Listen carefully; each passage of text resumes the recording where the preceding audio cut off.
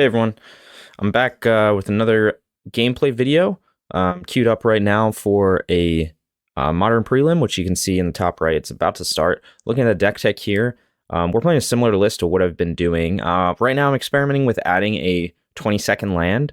I chose a Scalding Tarn because if you look at our number of fetches, the lowest that we're on for lands we need is blue and red, and we only have 4 fetches each that get them. So that's why I'm adding another fetch. But really, it's to see if, with Hexdrinker serving as a mana sink, maybe it makes more sense to have 22 lands to reduce the number of mulligans.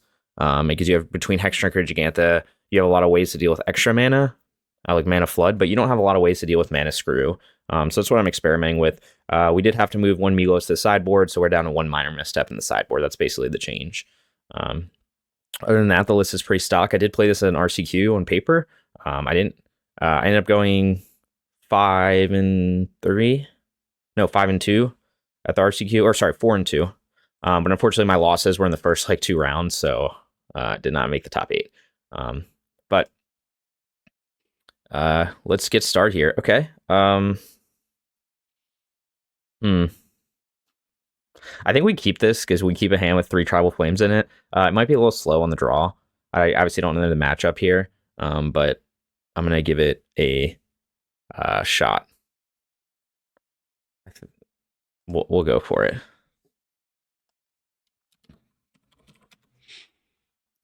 And I did update Stream Decker, so okay, looks like we're on creativity, which is good for us, but this is kind of a terrible hand for creativity. Okay. Just play the Triome. Yeah, I mean, maybe it's risky. Like, my hand's all 2 drops, which is definitely clunky. Right now I have no instant interaction, so I'll probably play a Scion in turn 3 or turn 2, and then hope to draw. Hopefully I can draw a Stubby D or Bolt or something. And play Ren 6. I don't really care about Ren. He can kill my Scion with Ren Ping plus Bolt, but it is what it is. Okay, Binding's good for us. So let's think for a second. You get red-white. I don't think it really matters that much. So the other thing, there is one other possibility. I could, because I know they're gonna have to shock to play lands, I could try to just Tribal Flames them 4 times instead of playing Scion. I don't know if that's the greatest plan, but they're gonna take at least 2 more damage from their lands. The issue is if I just don't apply any pressure and they just hold up Spell Pierce the whole game. That's not great. They just Spell Pierce me and then I lose. I might just try to burn him out, honestly. I don't know. I'm tempted. I'm tempted to just try to Tribal Flames them. I'm gonna try it. This might not be the best line. It's debatable. Because I guess they could ping the Scion and then play a burn spell. I guess this isn't great if they play Fable turn 3. Basically, I have to survive 1 turn. So as long as they don't have Fable, which it looks like they do, then I could have done it. But now it's not as good. Actually, we might be able to even play through an Archon.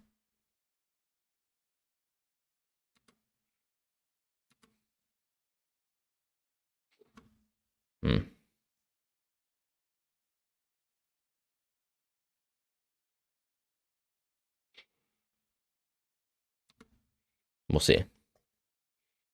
Okay, Nacatl. What does Nacatl change? Not really much.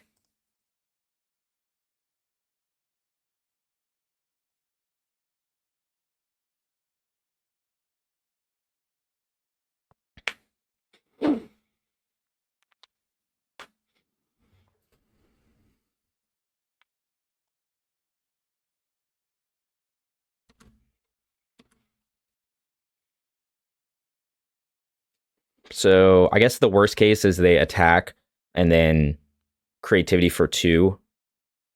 I have to bind a treasure token. The other option is to just bind the Goblin Shaman before they can do that. They're gonna have to crack a fetch to do it, though. We'll see. Maybe they don't have it. They probably do with so many cards in hand.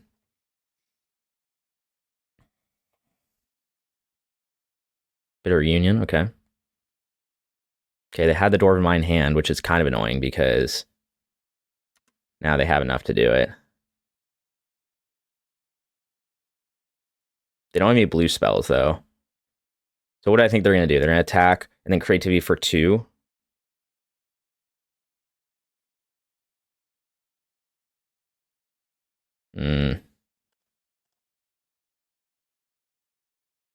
Maybe I should have just played my Scion. I guess I would have done...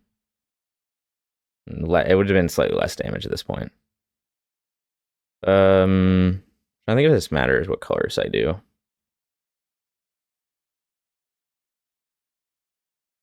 Actually, I can go to begin combat. I didn't need to do that this phase.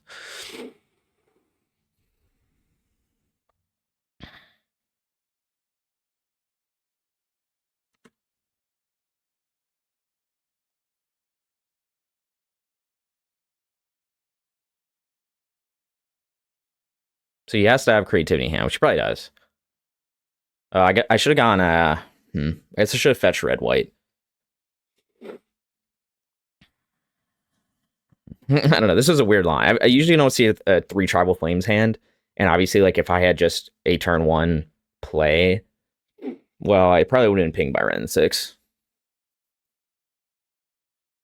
Like maybe the smarter play was to play Scion and then just let him resolve his Archon and then try to like double Tribal Flames them on turn 4, get a 3rd land or 4th land, and then I just win the game. That probably would have been smarter. Like, because basically, if I draw a land here,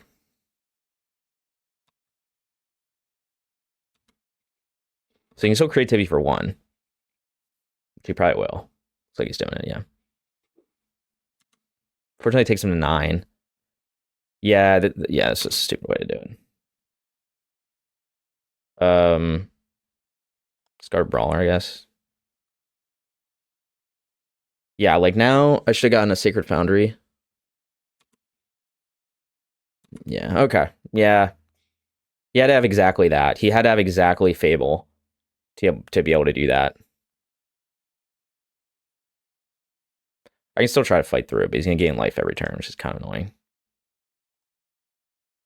So, I mean, I guess it's on me. I didn't, like, apply much pressure, but he had to exactly have the curve out of turn 3 Fable to be able to do that. Otherwise, I would have, my line would have won. So, wait.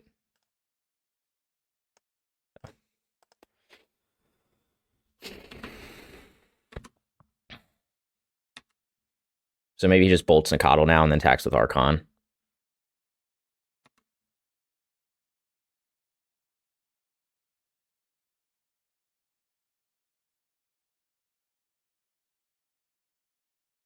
Yeah, I don't know. I think I should have just played.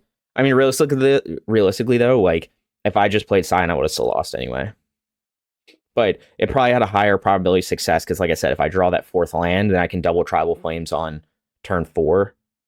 So I would likely have connected with Scion, and I could double Tribal Flames turn 4 and maybe 1. So that would have been a smarter move. Yeah, so you can do that. Does he have a 2nd creativity? Discard Scion. Maybe he just has a 2nd creativity. Or double bolt or something. I mean, he has so many cards in hand that I think he just kind of had the nuts hand, but I don't think I played that very well. But it was a clunky hand that maybe I just shouldn't have kept. I think he just has another creativity, honestly. Or like double bolt or binding. No, so you just had binding, okay. So now I can't really win. Maybe a top deck binding would help me. Top deck binding could actually help me.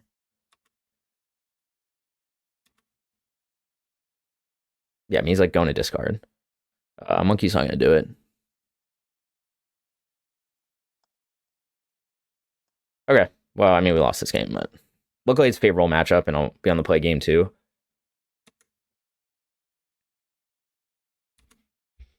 So playing Scion could have forced him to ping with Ren and 6 and then Bolt Scion instead of playing Fable turn 3. It would have bought me another turn. So yeah, I was just hoping that, like, I guess basically the bet was, like, does he not have Fable? Like, if he doesn't have Fable, then I win that game because he taps out for creativity and I bind it and then I Tribal Flames and he's dead. But he also had, like, a few other things. Like, he had Dwarven Mine naturally in hand, so he had some things that saved him life. But also he, like, played it differently. Yeah, I don't know. I think it was probably a bit too risky of a line to take, and I should have just played Scion. So this is my rough sideboard guide. So I have myself taking out 1 Brawler, 1 Migloz. So I don't have Migloz in here, so we'll take out Hexdrinker. So we're probably gonna take out 2 Hexdrinker, 1 Brawler, 1 Migloz. That's just because our Ren 6 ping, like, and Hexdrinker is not that great against, like, these combo decks. Yeah, mostly Ren 6 ping is annoying with Hexdrinker, so that's why we're taking them out. And then we're gonna bring in 2 Flusters, 1 Misstep. So with this, what I have as here, and so it's pretty straightforward. So just bringing in some more permission, basically. Yeah, sorry, I'm a little. I haven't played. I played in the RCQ on Saturday, and I've been playing Pioneer since then. Trying to learn some other decks, so I haven't played Domain Zoo in a few days, so it might be a little rusty, but it was also might be just I don't know. I mean, my opponent had the curve out. Like, you can say, oh, I didn't have any interaction, which is true, but he needed exactly turn 3 Fable to make that work. But I think the right call is to play Scion. Then I attack for 4. And the thing is, like, my Scion still, if I try to Tribal Flames him, like, my Scion would still die. So, like, I would have still lost the game playing Scion there. That's what I'm trying to say. Unless he, like, lets him, because he would have just gone turn 3 Fable, and I would have been able to swing him with Scion once, do 4 damage, and then he would have gone turn 4. But I had potential win if I draw another land, so that's, like, the upside, I think, of playing Scion. There. If I just draw a 4th land, I can double Tribal Flames on turn 4. After he resolves Archon, he's tapped out, and I'll win. Okay, this hand has no threats, which I was just talking about, like playing Hexdrinker because it's more threats. It's, like, so much good interaction, but, like, I have no pressure. So I have to mulligan this. Okay, this hand's much better. Could put back the 2nd Kavu. He is playing Fatal Push. I think I will. Sorry, I'm gonna put back the Misstep, actually. I'm gonna put back Misstep. If it was a stub, I would keep it, but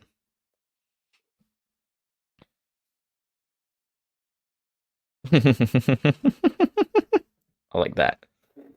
Oh man. All right, I got in his head. So the question is, do I want to do red blue here, or do I want to do red white? We'll go red white. I don't think my life total really matters in this matchup that much. It's just like, do they resolve an Archon or not? So I guess he's really worried about Tribal Flames. That's fine, because this bolt is going to be used to disrupt his combo, not to bolt face. So if he's got the bolt or the Fatal Push is what my Ragavan's about to eat. Or I guess Prismatic Ending, I don't know. There's a lot of different versions out there.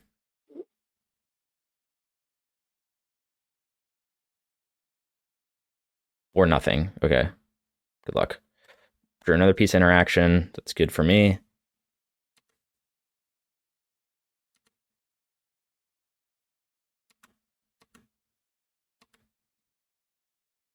Probably gonna try to ping with Ren 6. Exile Beseiju. Question kind of is, like, do I fetch the Triome here and play Kavu? No. Right? I mean, I could, and I get 5 types. That means mining is 1 mana next turn. But I think I'm just gonna go green-blue. If I draw another land, then I'm in good shape. Could also go green-black. No, I'll just go green-blue for now.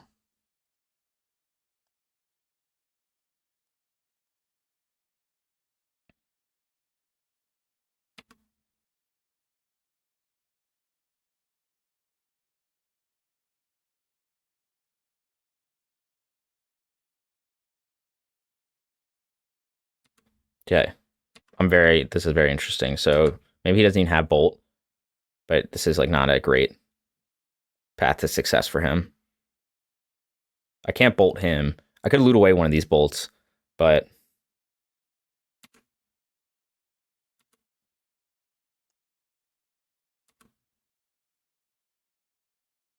I have so much interaction. I'm actually going to loot away one of these bolts, I think, because I can't Bolt face anyway. I guess I could bind this and do it.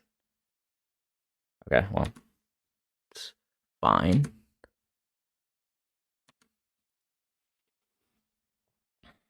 Exiled his binding. He probably wanted that.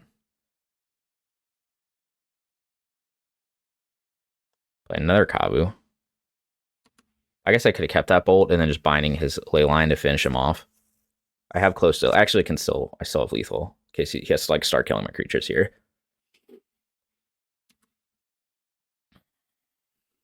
If he just plays like Fable, then I don't care. Okay. So he'll get one blocker. Let's think about this for a second. No need to use the treasure tokens now. So I have 10 damage plus bolt is 11. I'd have to be able to double bind though. And each binding costs 2 right now. Oh, actually, never. I think I can get it to work because I can use the treasure token to bolt him. So I think I have lethal here. If I draw land, it's like much easier.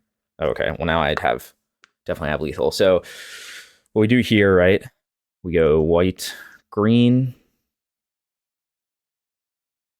Oh, wait, let me just think for a second. So if I bolt this Goblin Shaman, swing in, I can travel Whimsun for 4. But I have to, let's see, this connects. Let me just make sure I have enough mana for this, right?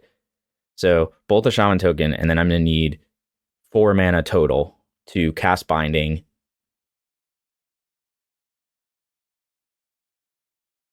Yeah, I think I have lethal no matter what. It comes out to the same, right? So if I didn't miscount here, I'll be so sad. So we'll attack with all creatures, discard a binding just for fun.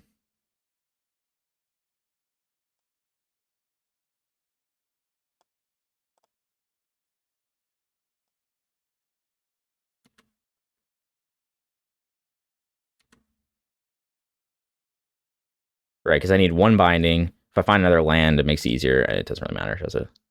Do you find another land? He's at 1. All right, it doesn't really matter, right?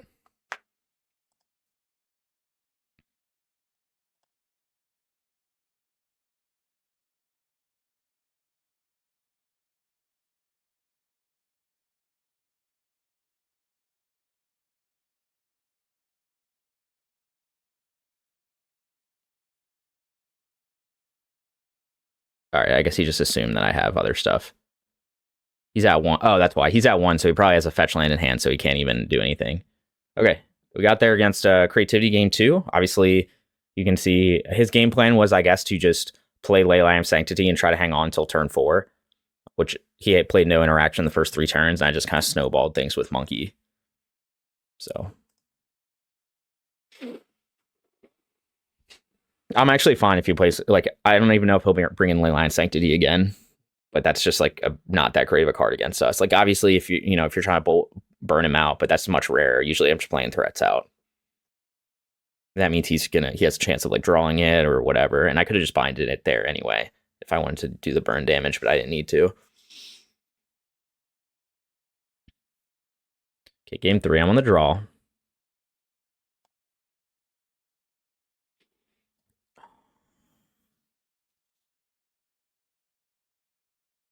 I think we have to mulligan this. The issue is, like, I'm on the draw, right? So let's say I play Ragavan. He pings Ragavan. That means I can't play Scion turn 2. Let's say I don't play anything, just play Scion turn 2. I have 1 piece of interaction. This is a little dicey. Like, the problem is, like, it's a 4-lander, and this Ragavan is, like, not that good. I'm going to try mulligan this. Okay. Now I'm going to go to, like, 4, I bet. Okay. I guess this hand is, like, marginally better. Oh my god, this hand's not. I don't have red mana. Okay, well, got immediately punished for mulliganing to try to get a better hand. So maybe I should have just kept the 4-lander. I mean, this hand's awful. It literally does nothing. I can't. I have 4 types, but no red mana. So I have to put back the basics and then just hope I draw into another fetch land. So I guess that's not the worst. I'm on the draw. 22 lands. Okay. So feeling a red and 6 here.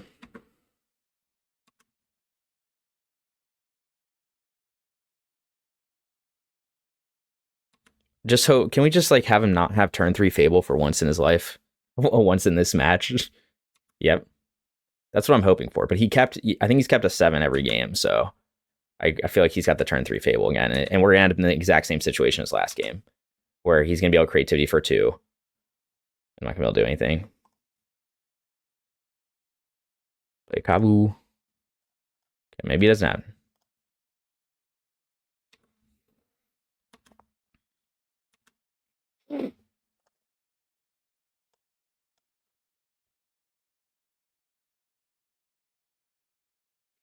Mm-hmm. Yeah, I really have big regrets out of how I played that game 1. I should have just played the Scion. And then I wasn't thinking of the like turn 4 double Tribal Flames move if he taps out. That would have been the smartest thing to try to bait him into doing that. He wouldn't have realized what was going on. So he would have resolved an Archon and that would double Tribal Flames. But of course I didn't draw the 4th land, but I think that's like a pretty good strategy because I think I had 3 lands already in hand. All right, binding, not binding. What is he doing? She's going to go for it next turn. Double bolt. Oh, wow. Okay, so let's loot away one of these fetch lands. We're going to just ignore Ren because I don't care about Ren. We need to do damage to the face. I mean, he could have still have double bolt. Yeah, that's what he's about to do, but he wouldn't have given me this free loot.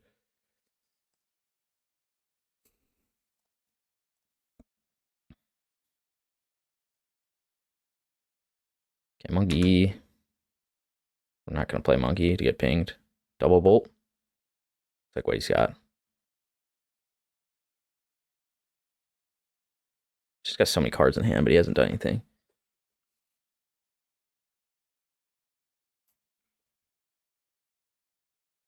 No, not double bolt.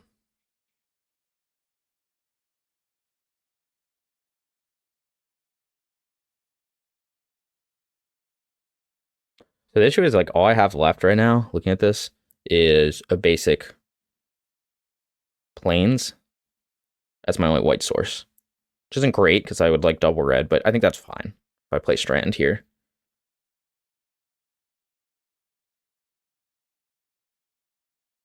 Bro, why do people do this?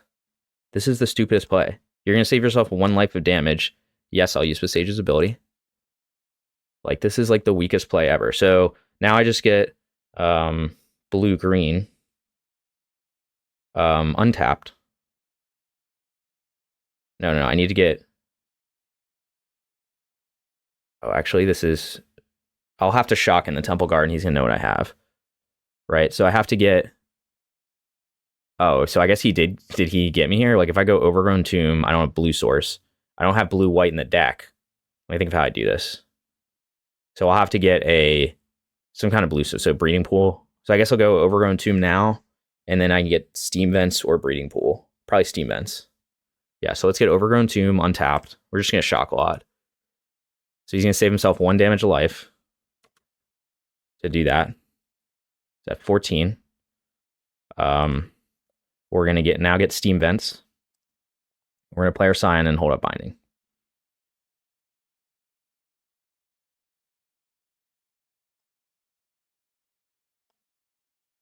I'm glad he didn't use I didn't play this before and get my Scion Beseiju. That actually would have been annoying. Okay, so now he basically has 1 turn. Obviously, he can bind things, but I can bind it to get my stuff back. So let's see what he tries to do here. He's at 14 life. So I don't exactly have lethal yet.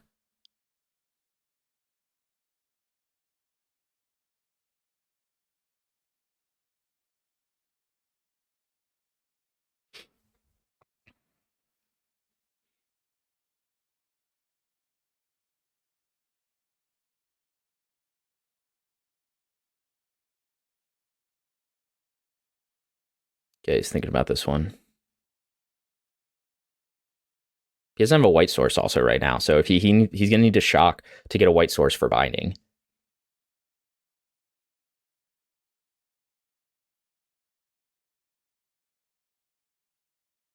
Oh, he's gonna Beseiju again. Okay, because he's got the Ren. Oh, that was a punt. Well, no, it wasn't. I mean, I don't know. If he wants to Beseiju the Scion, then do that. I don't actually care that much, I don't think.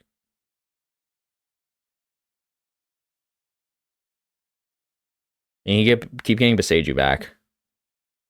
But it's not exactly a winning strategy. Maybe it is.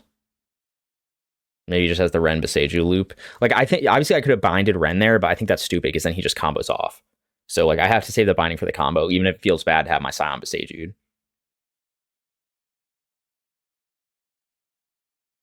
So, I don't know. Obviously, last turn, the smarter play, which I was not smart enough to think through, was to exile the Beseiju. That was like, that would have gotten me out of this mess. Instead, I was like, oh, I need a loop. I wasn't thinking of Ren 6 and Beseiju in that loop. I absolutely, that was a punt. I absolutely should have exiled Beseiju. So.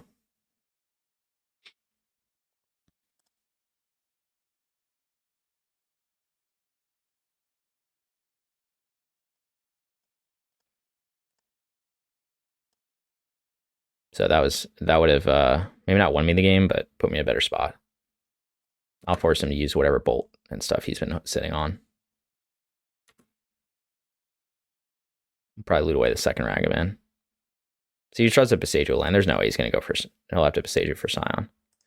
Okay, he's going to give me another free loot. Discard this monkey, I think.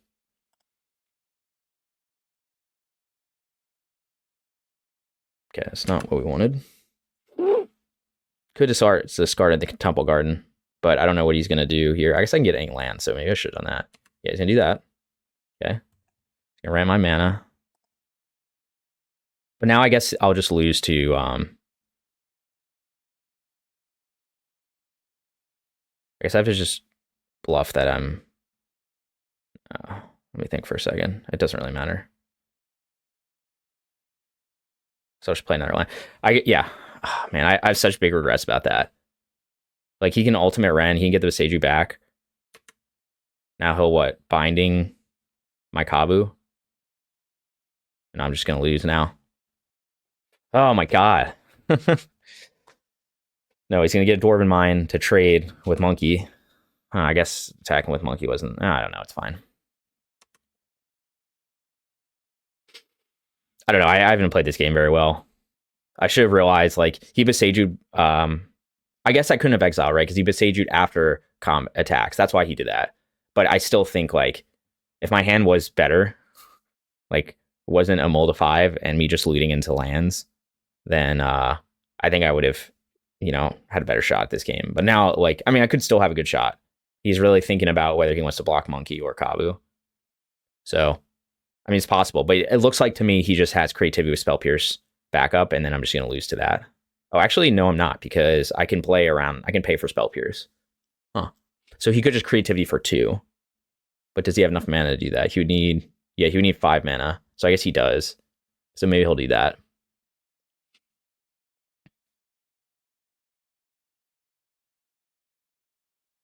Okay. So maybe we're not in terrible shape. We'll see what he has. I don't know. He kept a lot of cards in hand. If he's just going to keep Besejuing my lands, then that's like, again, he's going to lose to that. He's really thinking about this one a lot.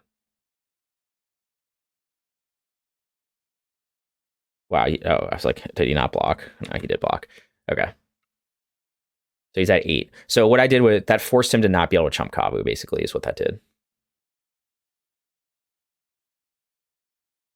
Okay. I could pay the mana for Spell Pierce. But I can't, you know, if he just goes, he can't creativity for 2 now, actually. Okay, I'm in a much better spot now. If he bindings my Kavu, I might just bind it to get it back. Okay, we might get through this. Ugh, I still have such. I'm still annoyed how I played game one. I should have just played the Scion. That would have been a better line. Right, we might still get out of this game though. He has a lot of cards in hand, but now I forced him to chump with that Dwarven Mine. So he could go Dwarven Mine. I mean, maybe he's just gonna start to try chumping the Kavu with Dwarven Mine. So he might just go wider and go like Fable and then Dwarven Mine to just try to slow me down.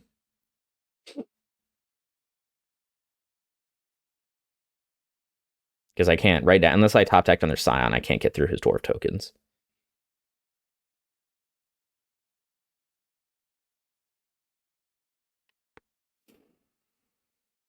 Yeah, it's kind of annoying. I've just like looted into lands because well, I guess I looted into one monkey and then discarded the second monkey, which I still think was the right move. I was trying to find something like a 2-drop or burn or something that would have permission, something that would have been a bit better. Because the second monkey, because the monkey's just going to trade with dwarf tokens, which I guess is fine. Like maybe you say I should have, since I knew he was going to besage you that turn, maybe I should have looted away the Temple Garden. That would have allowed me to, I knew I was going to, no, but then I couldn't have paid for Spell Pierce. So if I don't draw a third land, I can't pay for Spell Pierce. And then he just goes combo here with Spell Pierce back up, and then I just lose. Oh, also, I've been using a ton of clock. I didn't realize that. I don't know how I'm like I guess I'm 4 minutes behind because I was talking a lot.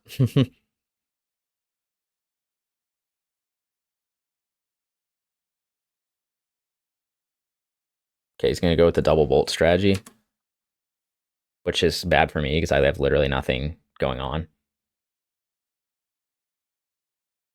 Oh, he's going to go the double bolt, double Ren ping. I already float the mana first. Okay. So, yeah. Wish I had like Stubby D here. And then he just like can't kill Kavu, but I don't. Okay.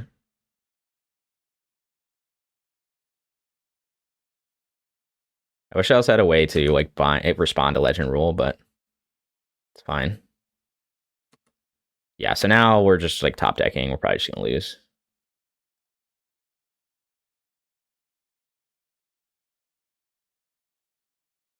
Kind of running out of lands here because he kept besageing on them.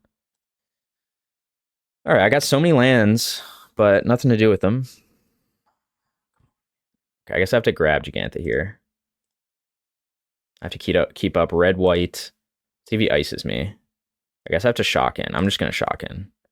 Life total does matter, but I have to keep stuff up for Spell Pierce and other things. Do it like this. Let me think for a second, actually. I want double red. Is there a way to do this? I want double red up. I have that. Is there a way to get double white up now? Because I don't want to tap in a way that gives away I don't have. We'll try this. I guess if he like this. Okay, that's what we should do. Sorry, I'm thinking about this for a second. Let's tap like this. So we've got double red. We've got double white. So we need like some help off the top here. Things are not going great. Okay, we've got double red and double white. So that way he can't, even if he ices me, then I still have the interaction I need.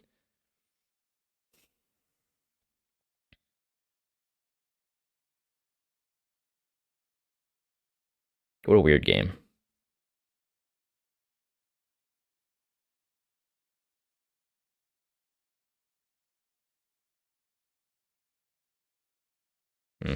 So I'm wondering if I was supposed to just keep that 7. On the draw, I just feel so bad not having a turn 1 play. But I guess I mulligan into something that didn't have a turn 1 play on the draw anyway. And like playing Ragavan into Ren 6 ping isn't necessarily great utilization.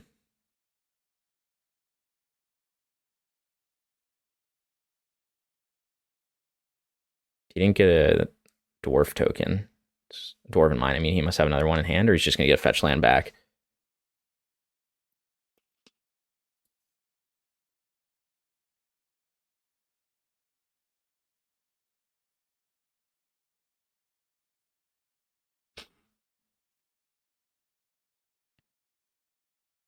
Yeah, that's fine. Keep cracking fetch lands. Losing life. I could bolt Ren. I could bolt him. Because now these bindings and these bolts aren't going to get any better. I guess I could bind to Fairy and hold on to the bolt. But he's definitely got another binding in hand. Decision time. I could just bolt him. I'm going to just bolt him.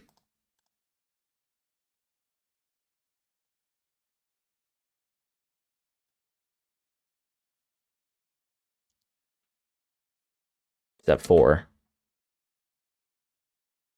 So Tribal Flames off the top will do it. He can't have multiple. I have money to pay all the things. Money to pay all the things.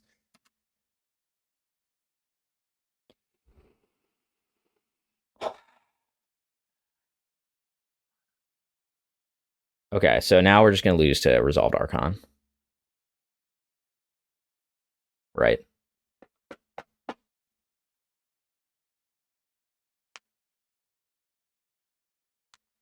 So I play Jegantha, he could still bounce it with Teferi. Yeah. Maybe maybe I'm having big regrets about playing 22 lands right now. So just drawn lands. Yeah, so let's think. He's probably has it in hand. Now I can take him to 1 so he can't get another Dwarven Mine. Oh, I can't take him to 1. Never mind, I already used my bolt. I'm an idiot. Yeah, I mean, I'm just going to lose this game. So I guess it's been real.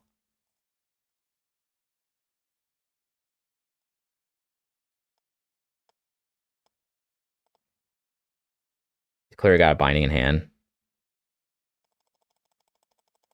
I need to bounce with Teferi anyway. So now we just, like, give up. I'll have to discard this land anyway. We'll bind Teferi. He'll probably get Teferi back. Or maybe he'll just bind my binding.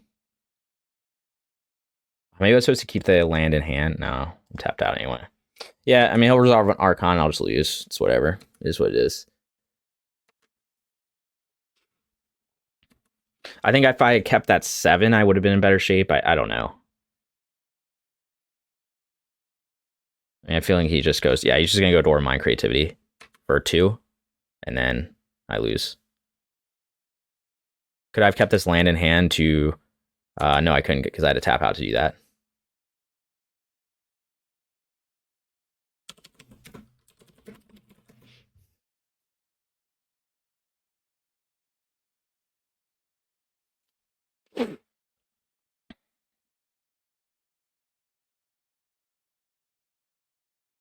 Yeah. I'm trying to think of what I could have done differently. Again, favorable matchup. I think game 1 was mine to win. I just didn't win it. Like, game 2, I mean, if I literally had any more gas, like Tribal Flames, Bolt, Kavu, any of those, I could have won this game. But another Scion. The only thing I looted away was Ragavan, but I needed the... This is so frustrating. It doesn't feel like a good loss. Like, it's not one of this where you're like, oh man, they just had it. You know, they had like weak hands both games. It's turn 7 and they're not casting creativity till now. I just didn't see like my permission. Like, if I saw like Flusterstorm, then I would have played that line differently. But again, he had Teferi in play, so... Which I gotta imagine was the top deck. Because if he had gotten it earlier, he would have just played it. But...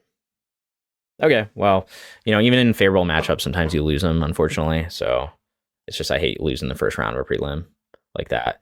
There's only 1 match in progress, so our next round should start very soon. I'm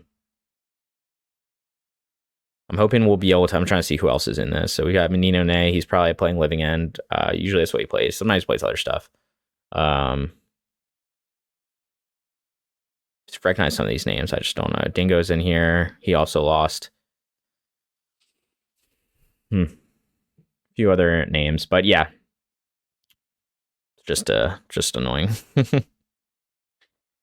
So yeah, game 1. I think that loss is on me just because I think game 1 you got to do that. So I mean, I think game one I just play Scion like a normal. That's what I would normally play in a game. It's just usually you don't have three tribal flames in hand. So I was like, oh, let me try something fancy here. And like, so the correct play I think would have been turn 2 Scion. Turn 3 he played Fable. And so turn 3 he has a decision point. Like if he has Bolt in hand, maybe he doesn't play Fable, and maybe he goes ping Ren 6 and then Bolt to kill the Scion. But then that means he's not playing sorry, let me think. That means he's not playing Fable. So then I could disrupt his turn 4 combo with Binding and be in better shape. Because then I could have played turn 3 Brawler and then held up Binding. He goes for the combo. Or even if he slow rolls it, it's fine. I just will keep applying pressure. It sets me up to be able to do the double Tribal Flames. But yeah, I think like on the draw especially, like it was a bit of a clunky hand just because like it's all 2 drops. Like the upside was so high, like if I just draw a 1 drop or draw a Bolt or something, then like that game ends. But it just wasn't enough. But I think the safer play is play Scion. And then even if that sequence played out, if I drew a 4th land, I would have been able to double spell Tribal Flames on turn 4, and I think I would have been lethal even if he had resolved Archon. I think. Obviously, yeah, I think that would have been the smarter play. So yeah, we lost that game on basically my like not optimal playing. So it's a little annoying. But anyway, going back to the deck list. So yeah, we're trying 22 lands. Like, I don't know, maybe the right answer is 21 lands and 3 Hexdrinkers and then 1 Migloz. And we were just stick with 21 because it's like if I like side out Hexdrinker, maybe I just get flooded too much. I don't know. It's hard to say because the difference between 22 and 21 lands isn't that much, especially when we're talking about 1 more fetch land.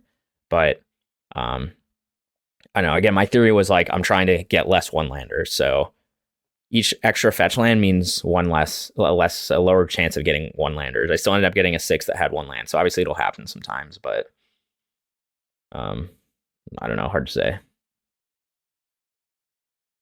And then sideboard, again, I think it's fine. Like Misstep, if you're expecting a lot of Cascade, could be good as a 2 of, or Hammer, or things like matchups where it's good. But I'm trying to just going down to a 1, and we'll see how it feels. And I still have Migloz in the sideboard. I get a lot of questions about Dromoka's Command versus Migloz. Like, why did I cut Dromoka's Command from this list? And the reason is, Dromoka's Command is a good card, like for sure. I mean, I played it for like the first 4 months. 5, maybe in like 5 months I was playing Domain Zoo. Like basically since Dominaria United came out in like September, I've been playing Dromoka's Command like on and off, but mostly it was on for the first few months. And it's a really strong card against like Murktide, against like certain decks, against like if your meta is a lot of like Burn, Murktide, like things like that. The issue I just have with it is it can be clunky on the draw because you can't really it's really hard to hold up 2 mana with this deck on the draw, and that's like basically what you need for Dromoka's Command. And it's also clunky if you don't have threats on board, so it's kind of not a great card to top deck if you're like behind, because it's really only good if you have like a big threat on board that can like fight another creature that you're trying to protect or something like that. And on its own, it's just kind of dead draw. And the other issue is like I'm just trying to maximize the number of threats to keep hands that I can, or to maximize the hands I can keep, because I can keep a hand that's all threats and no interaction in a lot of matchups, but I can't really keep a hand that's all interaction and no threats. The deck just doesn't really work that well. We're not a control deck, so we really do need some threats to apply pressure because we can't play that good a long game. So I think that was basically my thinking. So I was like, okay, let's maximize the number of threats. So now we have 3 Hexdrinkers, so we're up to let's see, so it's 4, 8, 11, 14 plus another 8, so 22 creatures. So this version has 22 creatures, whereas other versions, make sure I did my math right. Yeah, it does have 22 creatures. Where the other versions I was playing maybe only had 19 creatures. So that's the kind of thing, again, it can make a difference where like that's the difference between having a hand that has the threat in it versus having a hand that has just all interaction. Even though this game we did flip a hand that was all interaction, but when we sideboard in this matchup, obviously it's a little more important to have more interaction like Flusterstorm and Misstep, which we didn't see either of these, than it is to see like another Hexdrinker, because he would have just like ren ping to Hexdrinker, and the game usually doesn't go long enough where Hexdrinker is relevant. It can, but he also has Binding, so it's like, Hexdrinker is very It's not. This isn't the matchup where he shines. He's going to shine in matchups that are not combo decks. In matchups where that are like more mid range. So he's good against like Omnath. He's good against Murktide. Good against Scam. Good against like any kind of breach list. Like that. I'm talking about like the combo list breach, which is really what seems like most people are playing these days, which is, you know, just Murktide basically without Murktide and having breach as the win con. So that's where Hexdrinker shines. Not as much in these combos. So it's like if my meta was all combo decks, then there's more of an argument to play some different stuff in the flex slots, whether that's like a misstep, whether that's you know, Tremoka's command, you know, there's all sorts of possibilities. Like if your meta is all like Cascade decks, then like, yeah, you probably just want to have a misstep main, 1 to 2 missteps in the main deck along with the stubs, because that's just going to be more relevant. But right now haven't been seeing, I mean, like obviously Cascade's still always around, but it's not, I haven't seen as a ton of it. It's funny, actually, when the RCQ I went to, I was expecting a lot of Cascade and a lot of Omnath, and I saw neither of those. I did see a few people, like there were a couple Rhinos players, there was like 1 or 2 Living End players out of like 47, seemed like there were maybe like 5 Cascade decks, which is pretty low. There were a ton of Breach decks though. Like everyone, it was basically all the Murktide players had decided that, oh, Murktide's bad right now, let's go play Underworld Breach instead. So there were like a ton of those decks. I think 3 of them made the top 8. So that's kind of where we're at right now.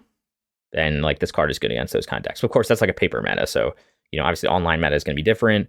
Prelim meta is going to be different. Like your local meta will be different. So you just kind of guess. All right, so right now we're at 24th, 0-1. Not a great place to be. But we are on the play for round 2. So that's a good place to be. We still have Jegantha as our companion.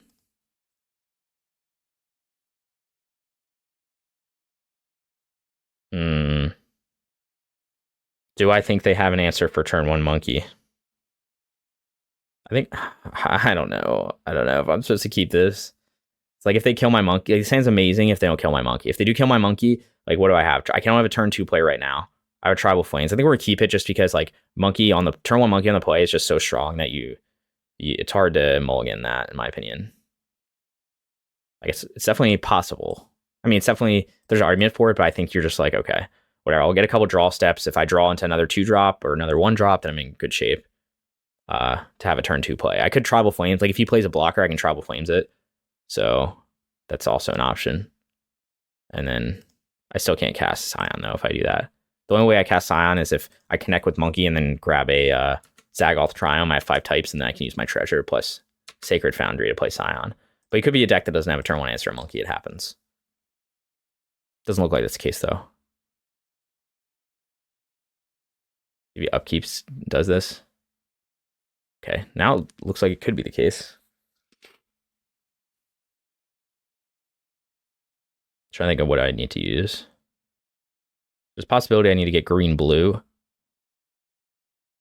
We'll just use this here. I swear if he uses a removal spell on Monkey, then on my turn, after I gave me the chance to play a Flooded Strand, I'm gonna be so annoyed. He's doing it. So I've seen this like so many times. So you're playing against a deck that plays WD, right? And you're just giving me the chance. Like if I stub right now, I just like blow him out. But I don't. So, but this is like such a if you're like watching this and you're playing another deck against you, don't ever do this for WD deck. Do not let them untap with a removal spell. You know what I'm saying? It's like so stupid. I could stub that, connect, play Nacatl, but I don't have stub, so he got lucky. But that's okay because I did draw a Nacatl, which means I do have a play on turn 2, which is nice. I'm guessing he's just Murktide, given that's like the most popular deck in the format, or one of the most. Next turn I can play Scion.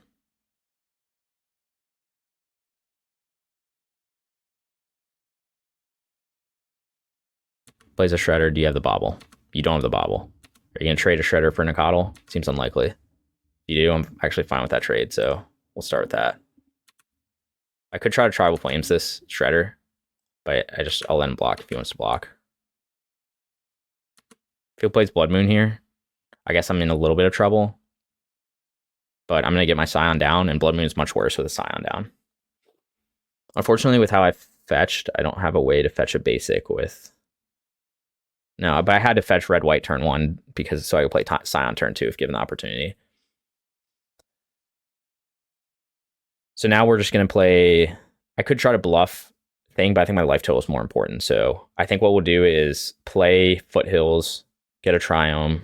I have red-blue in hand, so most likely what I need. And if he just slams Blood Moon, then that's what he does. So probably Swamp, Forest, Island, because I need a Swamp. Play Scion. Kind of surprised he played Ledger Shredder without having Bobble. I guess you don't always have it. So let's see if he just jams Blood Moon here. Maybe that was it. I have heard players make that argument before where it's like, oh, I wanted to have you use your stub on my bolt so that I could then resolve a Blood Moon. But it's like you're letting a monkey connect and live against, it's just not a story for success. Okay, that's a good sign for me because that means he doesn't have much. He already has 3 types in the graveyard. So he's just playing Breach. He doesn't have 4 types. He's got 3 right now. And he kept on top, whatever it was. No, he did bin Breach. So he needs to get a sorcery. So I guess he could go, he needs to get a sorcery. What? Oh, okay. He was able to loot away. I see what's going on. So with the Ledger Shredder, does he not have a 3rd land? Maybe he does. With the Ledger Shredder, he was able to loot away a sorcery with Grape Shot. Okay, I'm gonna just kill the Ledger Shredder and then fetch a basic.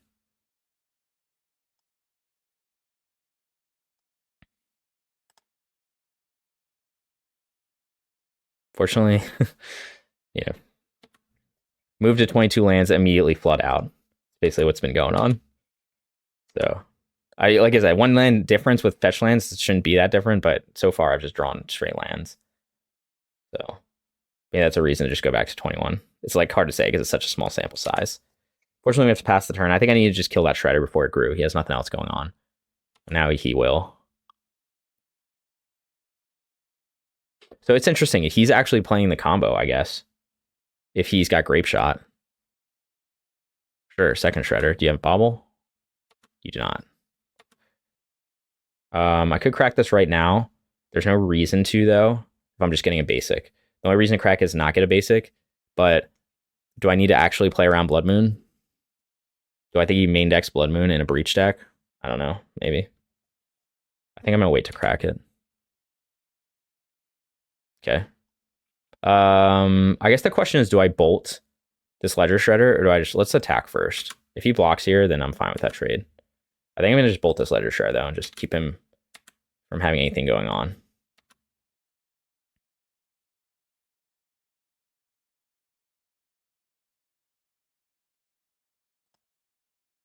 I could try to wait for him to loot with it. No, I don't want to give him any more loots. So, let's see. Yeah, so I guess we want to fetch a basic here. Like, do I care more about Plains or Forest? Probably just Forest. Fetch a basic. I guess I could have gotten double Plains, but I have Breeding Pool in hand. Yeah, I don't know. I don't know if it matters that much. And then play... Let's see, do I need a 2nd white source? No, I mean, or 2nd red source. Let's play 2nd red source. So we're not in amazing shape, but he's got 4 cards in hand. We're applying good pressure, but we'll just see. I mean, it's possible he has a Murktide with Grape Shot. It's a little weird, though. He could just burn me. Now, he doesn't have Bolt in the graveyard. Yeah, oh, he does have 1 Bolt in the graveyard. He's just going to Bolt. Yeah, he's just going to Breach. And yeah, okay. Never mind. I guess I just lose. No, I don't. He doesn't have red mana to do this. He's going to just Bolt Minor Nacatl. It's a Desperation Breach if that's what he's about to do. Okay. He doesn't have any Bobble. He's going to replay a Shredder.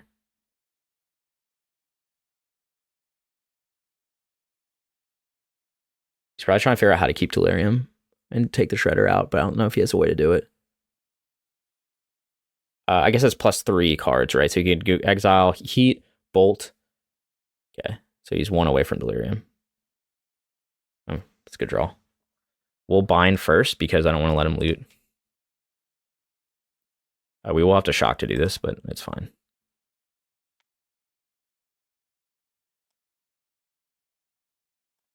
And if he just has another Unholy Heat, then I'll just be sad.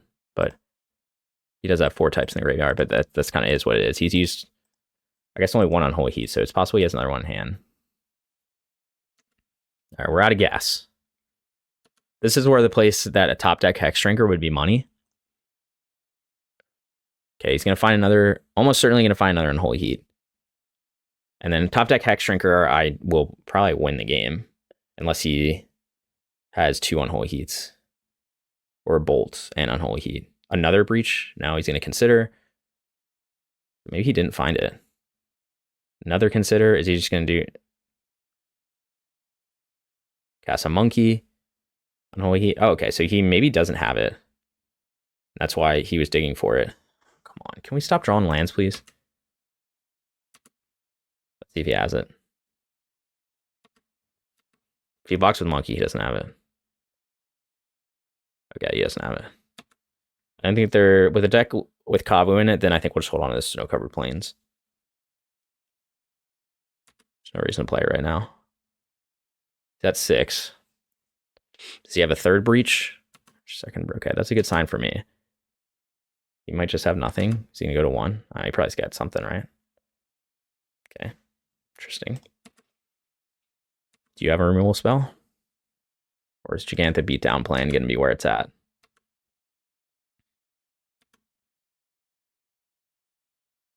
Might just be the Jegantha beatdown plan. Even if he plays a creature right now, doesn't matter. Just don't want to be able to loot easily. Okay, you can see it. Okay, so we got there with the Jegantha beatdown. So I think this game is a good highlight of why Jegantha is good.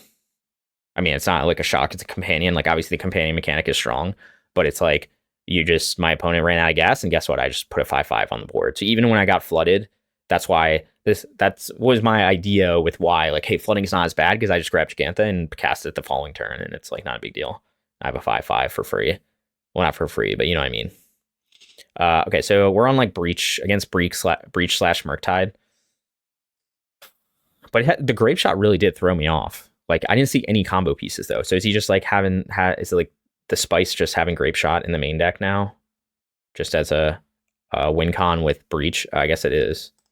Okay, so like, how do we want to play against this, right? So do we pretend this is Murktide or breach? We're probably going to pretend it's... he definitely doesn't have threats, so it's mostly Murktide. So let's say on the draw, so we want to take out 2 Nacatl, 1 Hexdrinker, 1 Bolt, 1 Brawler, 2 Tribal Flames. Although he's not playing Counterspell necessarily, so there's an argument to not do that. Like, Shredder is really good. There's an argument to go lower on Bolt, potentially, but we are bringing Chain, so that can also deal with a Shredder, so I think this is fine. We're going to cut a Brawler because he is playing Bolt. We're going to trim on... I feel like we want Minor Misstep too. Oh, I think we want Migloz too, actually. I forgot Migloz is in the sideboard now. Okay. Do I think he's going to bring in Blood Moon? I don't necessarily know.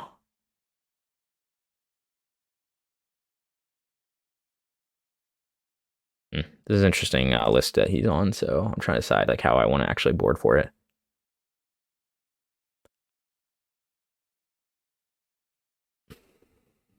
Oh, I want Tear Asunder too. I don't know if he's going to go Blood Moon. I guess I can Tear Asunder a... I don't know. I'm having trouble deciding like how exactly I want to do this. I guess I just got to assume he's going to bring in Blood Moon. Like, there's no way he's not playing Blood Moon in his sideboard. It's just like weird boarding though. I don't want to go too low on threats. Do I take out a stub? A lot of decisions to be made. Whenever you tweak a list, you're always like, do I take out a stub? I'll take out a stub. But like, maybe Misstep's better than... I mean, Stub's better than Misstep because he's playing Breach. But if I shut off the graveyard, then I'm not as worried about Breach. Okay, I need to trim one more from somewhere. I don't know. Second Tribal Flame, sure. I just don't want to go too low on threats. So I have like answer, like with Chain of the Rocks, like it's less like I'm gonna use Tribal Flames on a Shredder, and like honestly, he's just not playing a lot of creatures either. So I already have Binding, so I think this is fine. I don't want to go too low on creatures. You can argue maybe Hexdrinker is better than other stuff. Maybe it's worse. Maybe I don't need Migloz. Maybe I don't need to worry about Blood Moon. I'm going to keep this hand. I have an answer for turn 1 Monkey, which is really just the big thing that I want. Okay, yeah. Fortunately, it's a little clunky because, interesting, playing the Bauble now, playing the other Bauble now, okay. But I would have thought he would hold on to a Bauble to, maybe he must be looking for a land, I guess. I would have thought he would hold on for a Bauble for a Ledger Shredder. So the only thing that's clunky about this right now is I have to get red-white. Yeah, so I have to get red-white to be able to cast Chain of the Rocks. So we're just going to do that. And I do have I do have Savai Triome, so it's a little annoying. Okay, Sacred Foundry. Pay 2 life. Choose target mountain I control. Pay 1. I've been loving Chain of the Rocks. It's so good. It's so good in these kind of matchups. And since everyone likes to play these decks that are just Murktide without Murktide, they're so good against all their threats. Question is, are we going to just jam a turn 2 Rest in Peace here? We might. Usually it's not something I like to do. I like to apply more pressure, but we'll see what he does. If he just does nothing, I could play a Monkey, but I don't think playing Monkey into removal spell is that great. Does he play Shredder? Maybe he has another Shredder and a Bauble.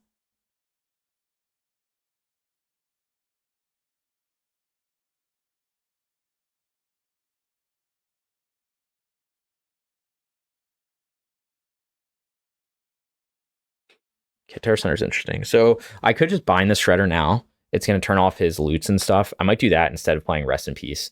Maybe turn 3 I can play Monkey. There's an issue, I guess, if he goes Blood Moon, I get totally blown out.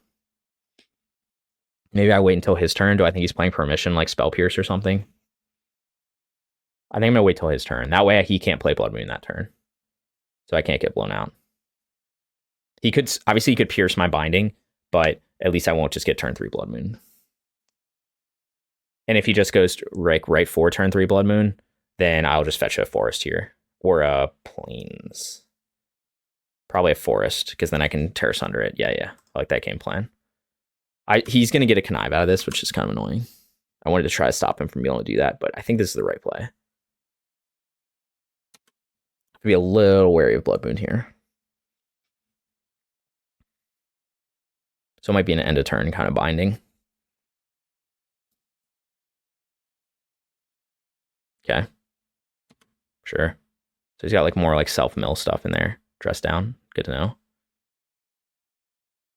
Okay, I'll let him connive.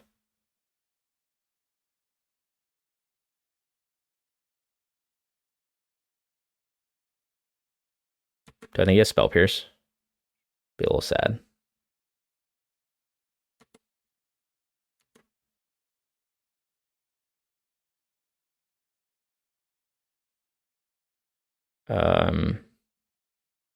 There's take 2 here. I might just take 2 just in case he tries to play like a DRC or something.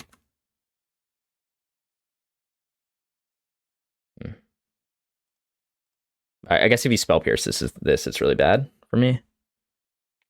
So do I just wait to play around Spell Pierce to really kill this thing? Yes. I think so. I think we're going to be patient.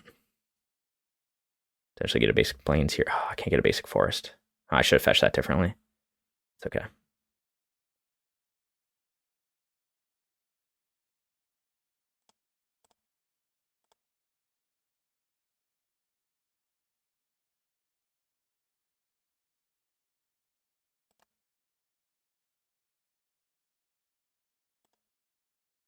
So I guess I'm not really playing around Spell Pierce by doing what I just did.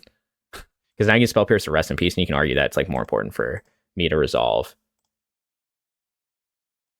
the Rest in Peace than the Binding. So I guess maybe that wasn't a smart play. Okay, we're good.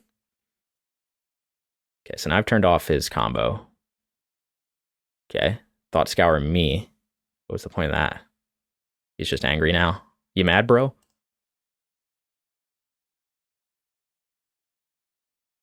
Ooh, Scion's a good draw. So we'll probably just start with Dashing Monkey.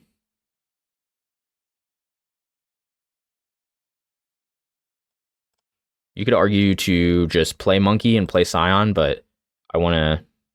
I think Dashing makes more sense here. Trying to think. Do this. Because I could hit stuff off his deck, which is very relevant. Just use your Bolt or whatever you're about to use.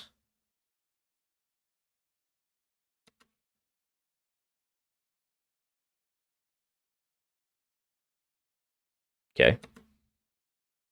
Could put Monkey on the bottom. I don't know if I care that much about this. He's gonna have a 3/3. I can Tear Asunder it next turn anyway. Could put Monkey on top. Oh, I'm gonna shuffle anyway, right? Yeah, I'm gonna shuffle anyway, so it doesn't matter.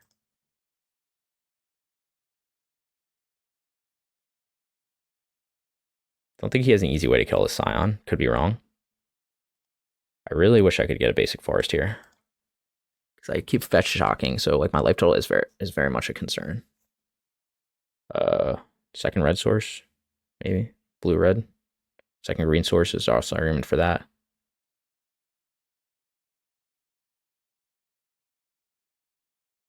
We'll go with the green-blue.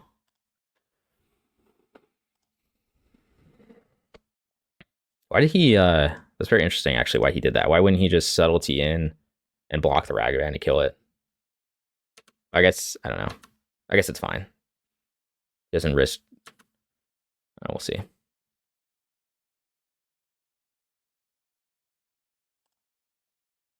Iteration. Shredder. Okay. Strong. Bolt. Do you have Bolt plus? Oh, that would be annoying. Yeah, I mean, I don't know. If we draw him to act, if he has Bolt plus Unholy Heat, that's like kind of annoying. I probably just, maybe I'll just have to Tear Asunder this subtlety, which is not a great play. But like I'm in serious trouble. My life total is an issue. Oh, I could just do it all. No, I can't do it all.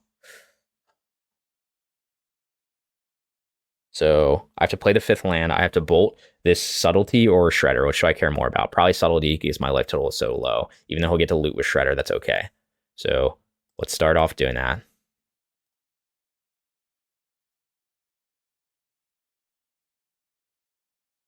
Next turn, can cast Jegantha. And I can't Tear Asunder next turn. So this is, I guess, a concern. Yeah, if I just, I guess if I thought about how I was fetching more. Maybe I wasn't supposed to play it. Maybe these lists don't play Spell Pierce. And I just wasn't supposed to play around it. But he's only got 1 card in hand, so he might not even be able to double spell to loot Shredder very easily. Okay, as he just plays Consider.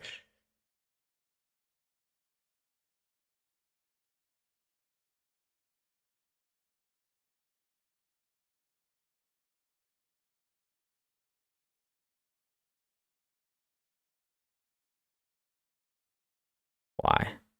Draw a card to try to... What was the point of that? Make your Shredder a 1/3 that can't loot. To draw a card, I guess. Okay.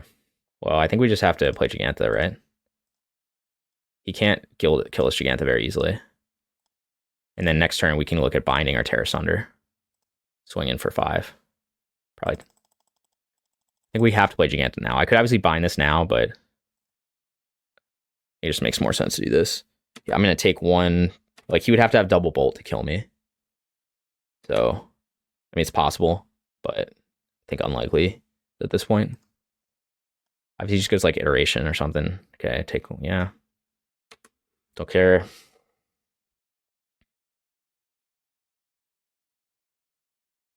DRC. Okay, we got a lot of lands here, so that's exciting. Now, do we swing in with Jegantha? I think we just wipe his board. And, like, just risk it with, like, Dash Monkey. I don't think he has a monkey right now. Let's like be smart though about this, huh? So I need to hold up a plains for binding.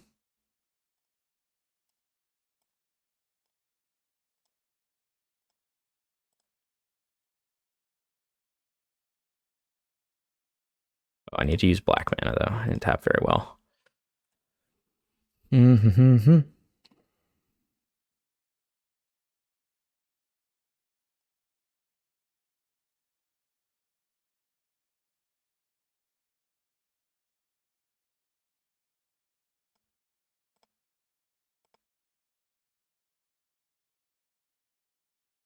I don't want to give him Surveils. That's why I'm doing this now.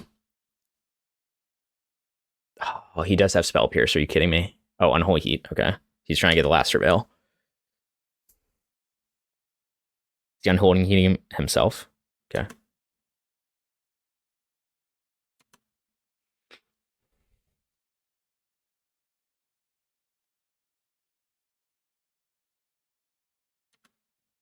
Okay, now we're in the top deck game again. But I have a 5/5 on the board, so maybe we'll be okay. To be determined. Like just now, it's time for him to just top deck some breaches. And not like iteration.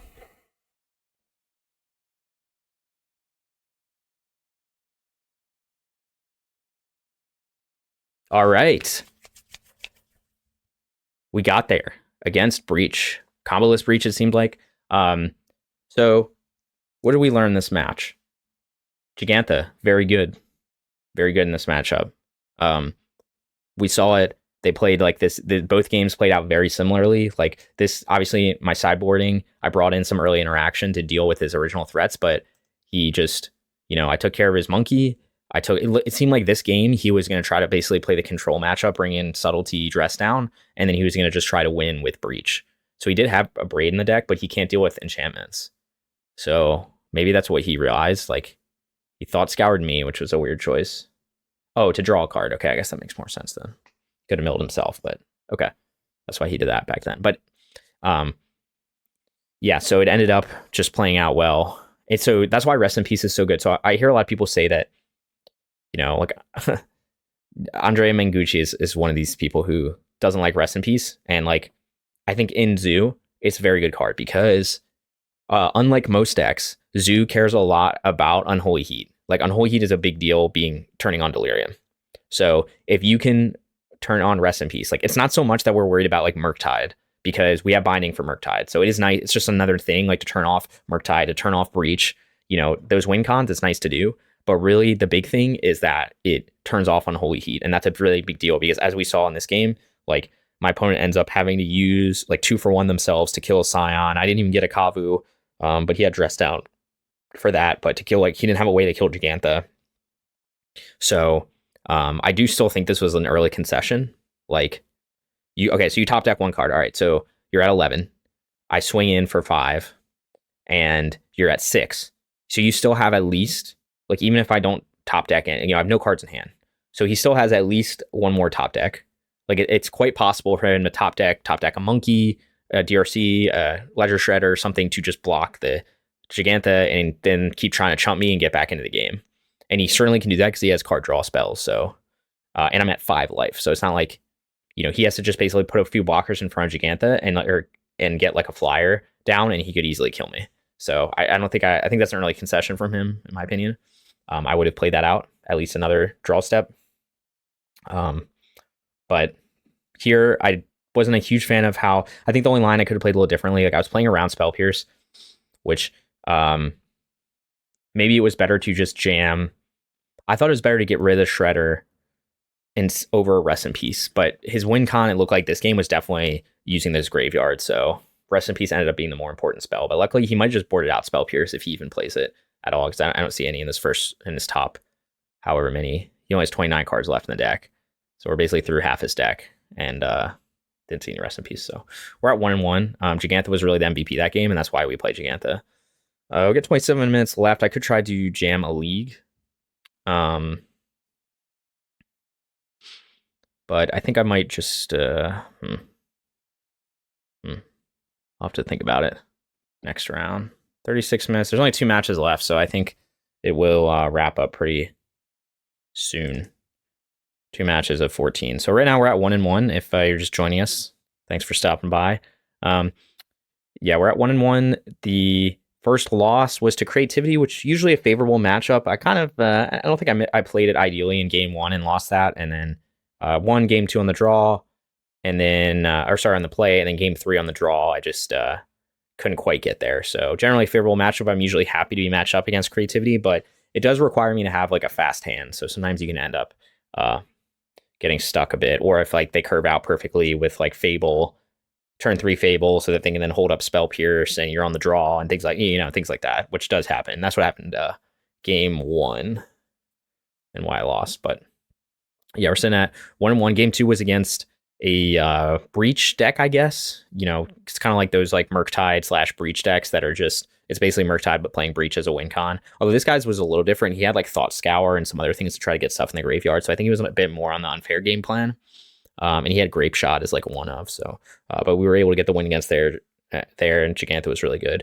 So yeah, go ahead if you guys have any questions about the deck, what I'm playing today, then you can drop them in the chat since we have like a minute here. I'm trying 22 lands. The idea here is that, so I used to do 21. I've been doing 21 since like I played the deck. But I added a Scalding Tarn. So the reason you add Scalding Tarn is because if you look at the colors of our fetches, we've got basically all the major colors.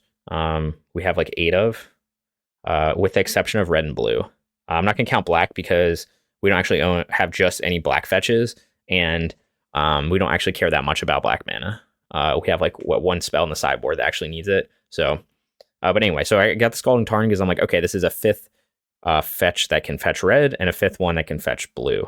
So that's the idea there. And the reason we want another fetch is one issue this deck with Domain just in general, you're always going to have is fetching, it is clunky hands. So, you know, your mana requirements are very strict. Like you have to have 2 or more lands, right? In combination with, they have to be like fetches, or like it can't be, you know, one can be a shock, but it can't be an awkward combination of like shocks and basics, or fetches and basics that just like don't let you cast your stuff. So those are pretty strict mana requirements. So, you know, it's hard to consistently hit 2 lands in a deck with only 21. You're going to have to mulligan a lot of 1-landers. So that's why I've noticed playing in the deck, sometimes that's just you lose because you have to mulligan a lot. Like that is Magic to an extent, but also this deck just has high, it does mulligan well, but it has very specific requirements for mana. It also has specific requirements for the number of threats in your hand. So you really want to keep a hand, you really want to have a hand that has like 1 threat at the minimum. Ideally, it has like 2 or more. So the more threats you run in the deck, the more that you will have openers with threats in them, and then also just top deck threats. So that just allows you to do your plan A, which is kind of just like beat down the opponent. Yes, we still play a lot of good interaction with Bolt, WD, Binding, you have Tribal Flames, but the deck can function without the interaction in a lot of matchups because we can just win by turn 4, but it can't function very well without threats. You know, like if you have a hand that's all threats, you can just kind of run them out in a lot of matchups and be like, all right, you know, obviously maybe if it's a very unfair combo deck or something, like you want more interaction in and you'll sideboard that in, but just in general. So you just run them out. So the idea is now I'm all the way up to, I think I counted them as like 22 threats. 4, 8, 12, 16, plus 6, 22 threats. So I'm at 22 threats and I'm at 22 lands. So we have a lot of threats, and the idea, again, another reason for the higher lands is like, okay, we're less likely to see 1-landers. And we have a lot of ways to deal with flood built in the deck. We've got 3 Hexdrinkers now in the flex slots. So, you know, if you're just have a lot of lands, top decking Hexdrinker, or just playing a Hexdrinker, you know, you can just use it as a mana sink and you can quickly turn it into 4/4 that's protection from instants, and a lot of decks have trouble dealing with that. Of course, there are elementals, there's like Leyline Binding, there's Prismatic, and like there's other answers to it, but like in a game that gets grindy where they've already used their other removal on your bigger threats, then Hexdrinker can be very good. And you also have so we've got Hexdrinker. We of course have Jegantha, which you saw, for those of you who were tuning in for the last game, you guys saw that like Jegantha was the MVP. Both games I won by my opponent ran out of cards because they used all their removal on my creatures. and then I just grabbed Jegantha, and I beat them down with the 5/5, and they couldn't deal with it. So Jegantha is a great, like the number one solution for Mana Flood is grab Jegantha, play a 5/5, and go from there. We've also in the sideboard got Migloz. So Migloz used to be in the main deck. I'm trying him out in the sideboard to do 3 Hexdrinkers, 22 lands. You can make the argument that the correct number should be 21 lands, and you put Migloz back in the main. You know, hard to say. I'm trying 22 right now.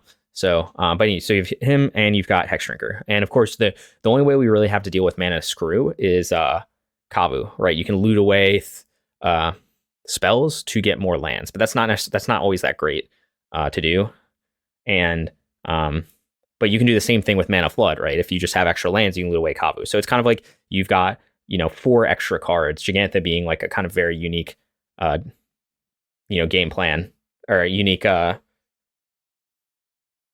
method. Obviously like a companion is a companion, a very powerful mechanic. So Jegantha's always there, but now we have Hexdrinker. So that's why the thought was to go up to 22 lands. Now, I've seen other people, if you're talking about the mana base, like, oh, how do you want to change it?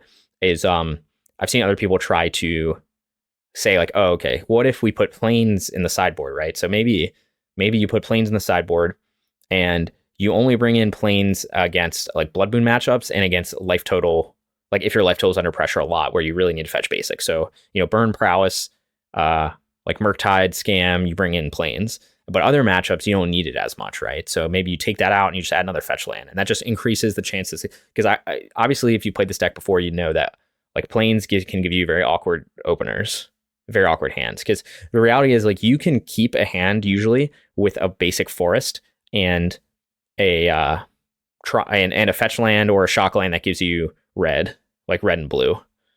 So if you have a fetch land and stuff like that, like you can keep a hand like that and grab a Savai Triome and then grab a forest, and you have 4 types, and you can cast most things in your deck except for SWD.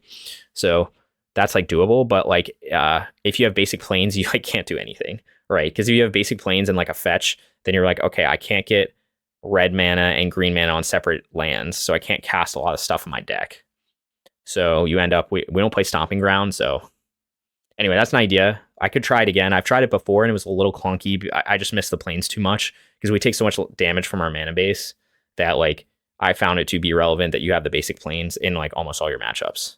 Just because like you take, it's just so hard to shock that many times again in a lot of matchups. Obviously it depends on your meta. Like if it's more combo decks, then it matters less, right?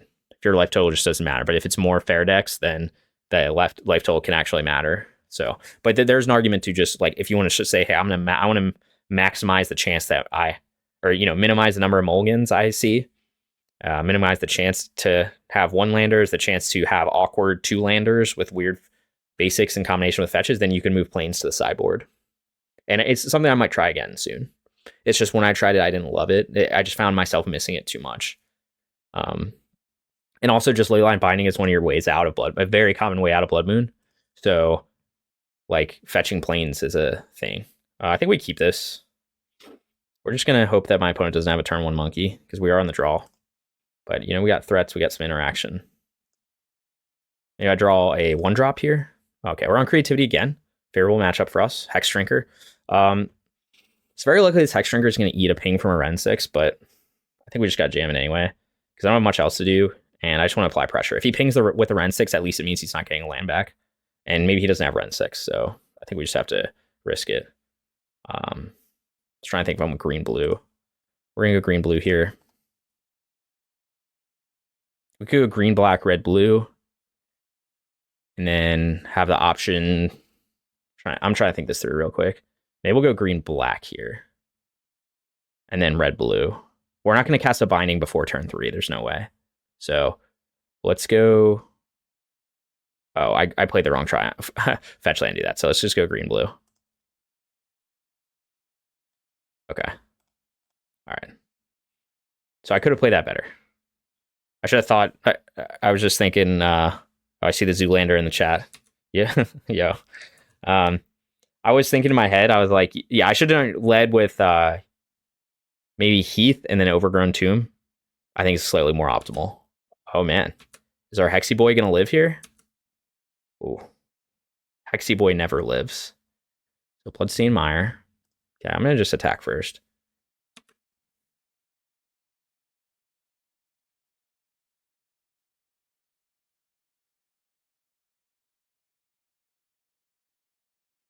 Maybe Hexy Boy's not gonna live.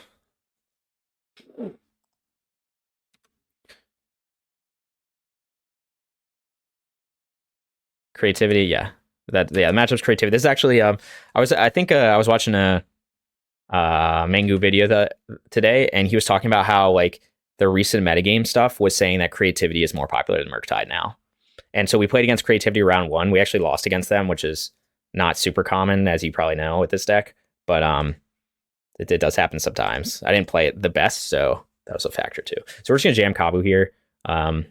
He could be, I don't know why, I don't care. We're just gonna jam threats. So yeah, GG. Well, there's the only time it's not GG's is like if you're on the draw and they have turn 3 Fable and a turn 4 creativity, right? Because you can try to hold up one piece of interaction, but then they can just get the spell pierce. Like, so that's basically what you can spell snare me.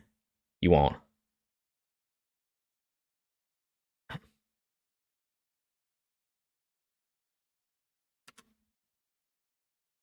I've never seen Remand in one of these lists. All right, well, that's still fine. We'll probably have to jam Scion next turn because I need to hold up that white mana for binding. That's some spicy tech I haven't seen. And maybe he's a different deck, but I mean, come on, look at fetch. There's no way he's a different deck. Does he have a second Remand and not a third land? I have a feeling he does. Do I play around a second Remand? All right, let's attack. I think we're just gonna jam into another Remand.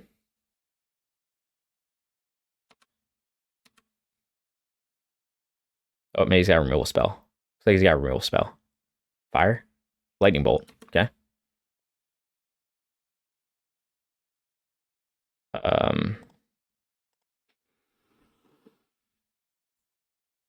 Okay, so I'm gonna just double spell here because, right, there's no way that he can do creativity next turn, so I don't need to hold up mana for binding. So we'll just go Nacatl and Kavu, get Overgrown Tomb. Next turn, play Scion, so then I can trample over stuff. Yeah. Double spell next 2 turns. Yeah, that's it. Yeah, I'm not gonna say I don't think I can lose this game, but I think it would be hard for me to lose this game since he missed a land drop, and like my hand is just all threats.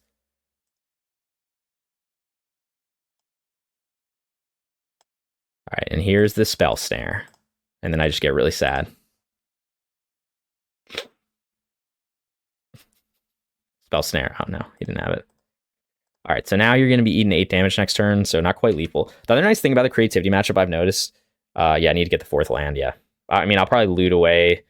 I might loot away one of these. Okay, bind the Kavu. Which is more important, Scion or Kavu? I can get my other Kavu back. He still has another land. Okay, I've got bindings for days. So I think what I want to do here is I think I'm going to just jam I could jam Kavu and then try to bind to get my other Kavu back next turn. Like, I'm just trying to think if I actually need Scion. He's so far away from being able to do anything. Yeah, you're saying Scion plus binding to get the other. Oh, yeah, you're right. I can't double spell because I don't double red or double white. I mean, my red and white are on the same land. So, yeah, you're right. So I just will play Scion and then I could try to play around. I don't think this. I don't know. I could try to play around like another spell something.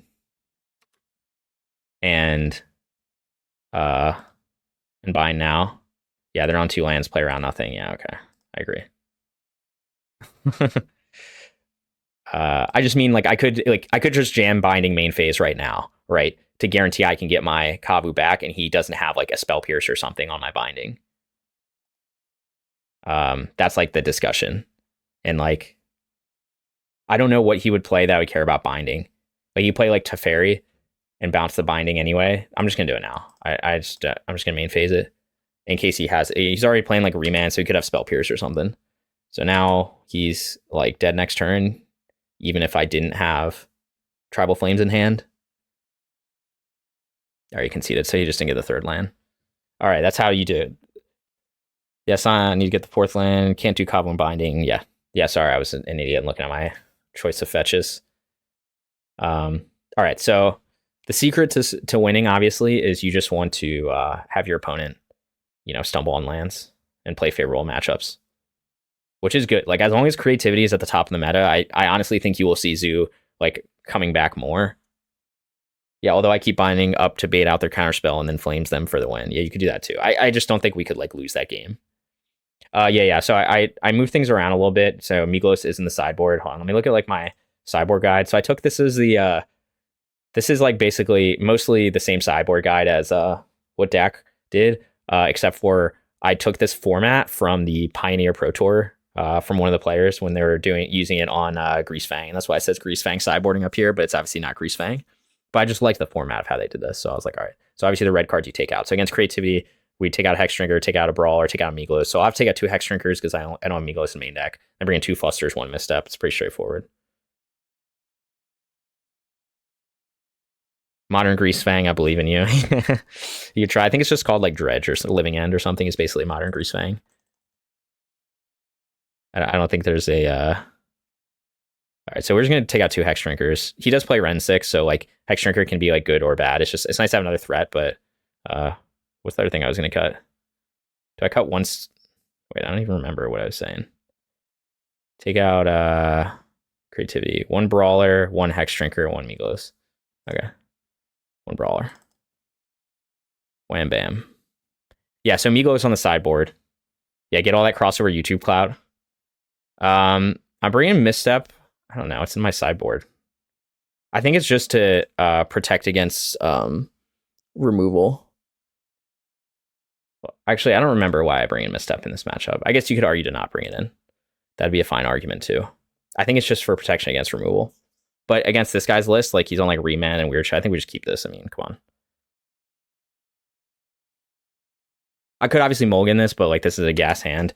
And like the only question is, do I want to play around... I'm going to play around Ren 6 ping. I think. It's only clunky because I can't play Scion with a basic forest.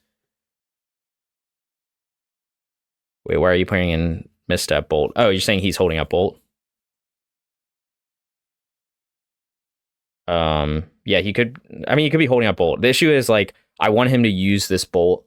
I'm just going to play... I'm going to play Nacatl. So, if he bolts my Nacatl, I don't really care. But... I want to play green-white. Oh, it's the only thing Misstep can hit. Hit Spell Pierce, Bolt. Depends what build they're on. I mean, I could see the argument of to not bring it in. I may have like had a typo there, so maybe I don't bring it in usually. I think I do. All right, so we're just gonna jam Temple Garden here. So obviously, like he could have a Bolt. I'm not gonna be able to get 5 types with what I have in hand right now, but I have enough other threats that I don't care that much. So now at least like Nacatl will eat a removal spell. Or if he goes if he doesn't have a removal spell, he just goes Ren 6 next turn, then Nacatl also lives. I just don't want to play Monkey in a Ren 6. It's such a not a great transaction. All right, cool. Go with it. Yeah, so maybe I don't remember why I brought in Misstep. Maybe it's not that great. So is he gonna just bind my Nacatl? Oh man, we just got threats for days. So we're just gonna swing in and then jam Kavu, and it looks like my Kavu might get binded here. But you know, them's the bends. You could also double spell Ragavan Hexdrinker, but I think he's gonna have a hard time dealing with Kavu. Oh, you're saying the same thing I am. I think the issue is like if he has binding and then I guess he doesn't have Ren 6, so well, let's attack first. It's just more damage though, I think, on board. Like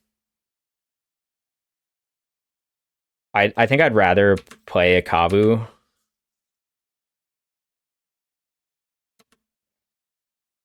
Yeah, they for sure have binding. I think I don't care that much though. Like to me, the time I'm gonna... Oh yeah. Oh sorry, I was talking about stupid shit. Sorry, I'm not pro streamer yet, being able to read the chat and not click through things. So yeah, obviously I missed point of damage there. Hopefully it doesn't matter. But anyway, I was gonna say the time to jam like a bunch of random threats is like if I think he's gonna resolve an Archon, and then I can just sack one of those little creatures. Yeah, so I missed point damage there. Not the most high level magic, but let me play my spells. All right, let's see the binding. Turn 3 Fable would be annoying. Turn 3 Fable is always annoying. That's the most annoying thing about this deck. Is turn 3 Fable and when you're trying to hold up one interaction. Okay, he doesn't. All right, dude. What is this guy doing? What is he keeping? Like, what? Like, my question is, like, for the creativity players, you're playing against a deck that can kill you on turn 4, and you're playing. So I guess he's just gonna jam Fable. That's gotta be it, right, dude? Okay. Like, you're playing against a deck that can kill you on turn 4. So how do you keep a hand that has no interaction for 2 turns? Right? Does that make sense to anyone? So I can't play Scion yet. No reason to play this Forest now. I could loot away. I might just loot away, like, I could loot away a Monkey or a Hexdrinker. I don't think either of them are going to be that relevant at this point in the game. I want to try to find another land so I can put more threats on board. Because now with Ren 6, like, both Monkey and Hexdrinker don't seem that great. I need the Bolt up. So, I'm trying to try to loot to get a shock to get a 5th type. Doesn't necessarily matter that much because I can just jam Brawler. All right, well. The real spice, I guess I could loot away his land. Or, I mean, exile his land in case he doesn't have another one.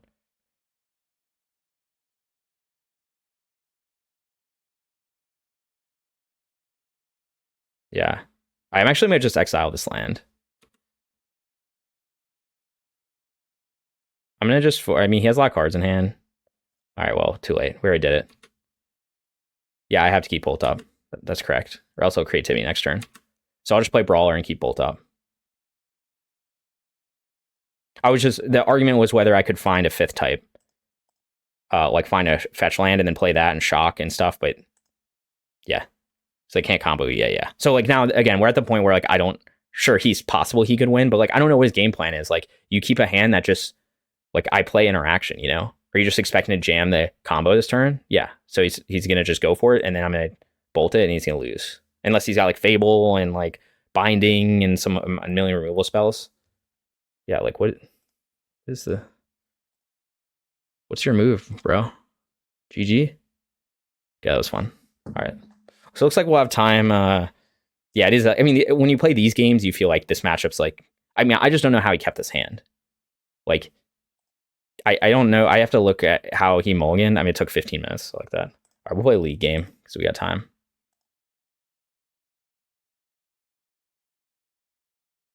So we're at 2-1, which is good. As long as we just play creativity every round, then we should get a good record, right?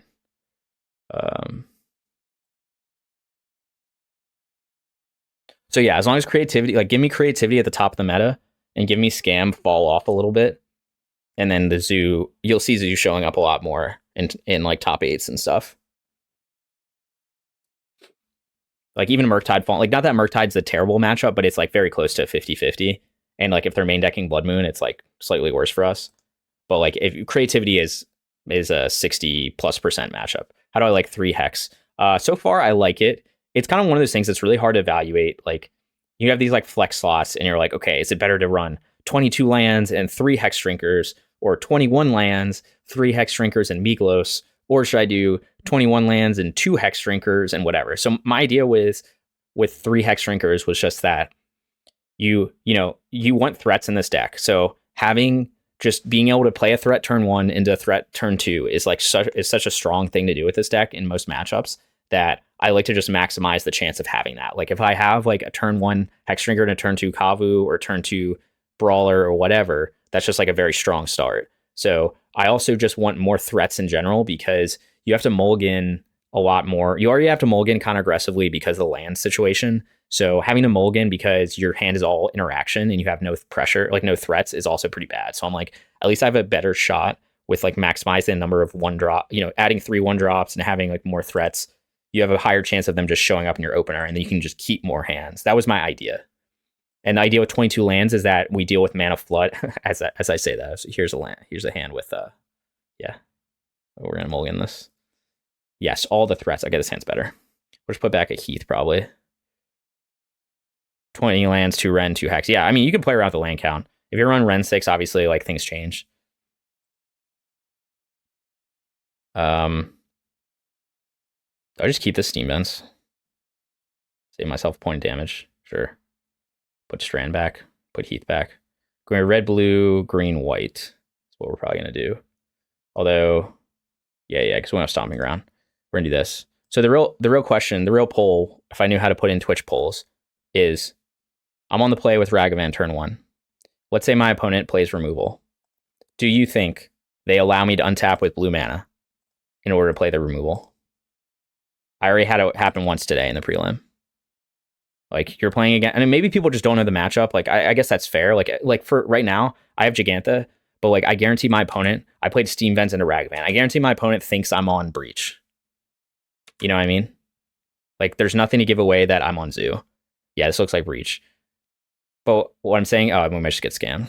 But we have Ragavan on board. What's the worst that could happen, right? If he goes Fury, I kill it. If he goes Grief, then I have Ragavan on board. Is this Death Shadow? What is this? What is this? Tell me what deck plays Blood Crypt plus Dismember. My only guess is Death Shadow. I don't know. That's kind of an awkward fetch to. I guess I get green source, but I need green white.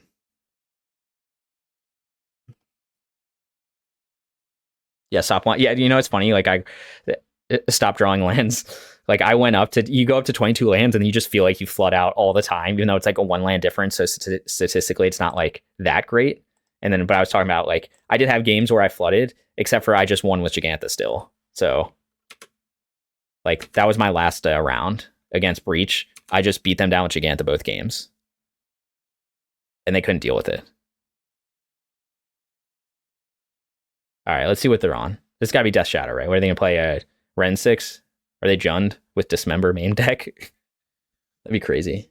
Yeah, I'm sure Hex helps with flooding. Yeah, that's the idea. It's like, okay, I got Hex, I got Jegantha. So like flooding, less of a concern. But when it comes to mana screw, it's more a concern because all you have really is Kavu. But you even have a higher requirement because again, I can keep a 2-lander. I can't keep a 1-lander generally, right? So it's like, nah. All right. This is a throwback deck. I don't know the last time I played this matchup, honestly. All right, he's going to take my Tribal Flames, which I'm a little sad about. But he's not going to be able to get Delirium yet, so.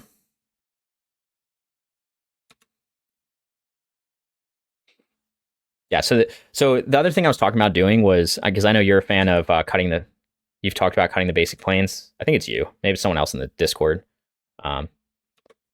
So, like, I thought about doing that again, basically. I was like, oh, what if I just go all in on more fetches, more consistent? No, it's a good draw.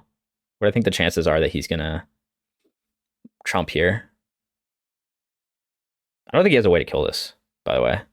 Fun fact, the one thing I like about this matchup, unless he has another Dismember in hand, you didn't cut it, you never had it. Well, yeah, I tried it. I tried cutting planes for a couple leagues, so I think I'm just going to fetch a Triome here and then play Scion, and then that way, in case he chumps with the TRC, I don't think it really matters, but I'll actually at least trample over something. So we have red, green, blue in hand, so we probably want to get a Savai Triome here, right? Get our 5th type. So I don't know if this, I'm going to cut planes and a Triome from the normal list. So I think I tried that. I don't remember if I cut the second Triome. I think I did. I think I actually did both. I cut a planes and a Triome from the list, and it was just a little clunky. But if you're running something like Ren and 6, then it's like less of a concern, you know? Like, you know, if you're running other stuff, it was just with the stock list where I found myself like missing the planes a lot. But I could see the argument. And if you're talking about like, again, like the way you lose, in my opinion, the way you lose with this deck and like playing it a lot is like you have to mulligan low and keep bad hands. Oh no, a Death Shadow. Whatever will I do? All right, I don't think it's a way to kill this, by the way, unless he plays Terminate. I guess famous last words, right? Unless he has a second Dismember or a Terminate. I don't know. He has a way to kill this. Ren 6? Or are you going to shock here? Dude, go for it. Oh, Unholy Heat, right? But he doesn't have Delirium yet. You'd have to Surveil into it.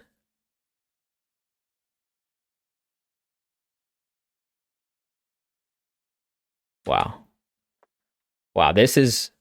talk about a throwback. This dude's just going to die. Why would he play this right now? Right? He's just going to lose. Right? So I'll put him at 1. And then Dark Confidant, if he flips anything, he loses. For the YOLOs, yeah, basically. I mean, he's playing it for the memes, I guess. I should really take like a Twitter screenshot of like this guy just playing Dark Confidant right now. And like me having a Scion on board. They just like top deck a Bolt anyway, alright, stub.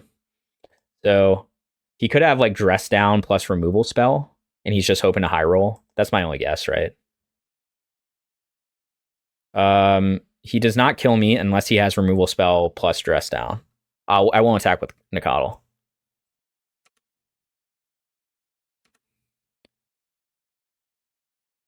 He right now he doesn't even have blue mana, so I kind of feel like he's not even playing blue.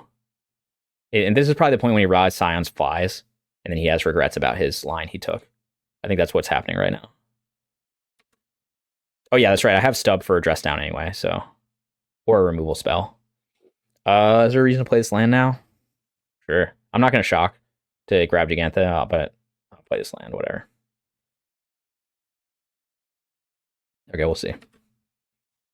That one, let's see. Does he die his own Dark Confidant? I'm taking a screenshot if he does. Oh, come on, dude.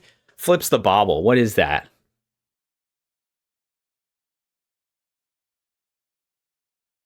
So I'm dead to double removal spell.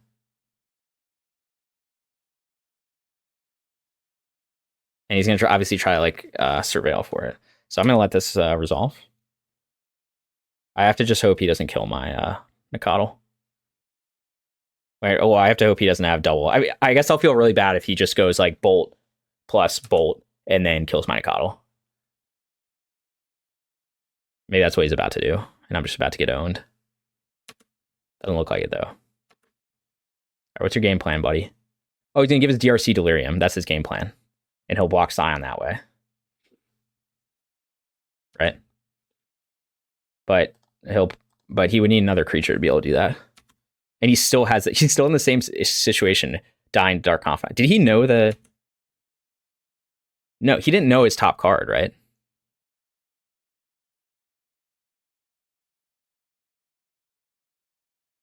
Block the Bob and take 12. Oh, yeah. That would have been smarter. Yeah, wait, that was really dumb. Man, I gotta get better at like multitasking here. All right, I love the spice of playing Hexdrinker. All right, bro.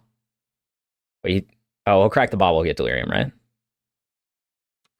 Go for it, man.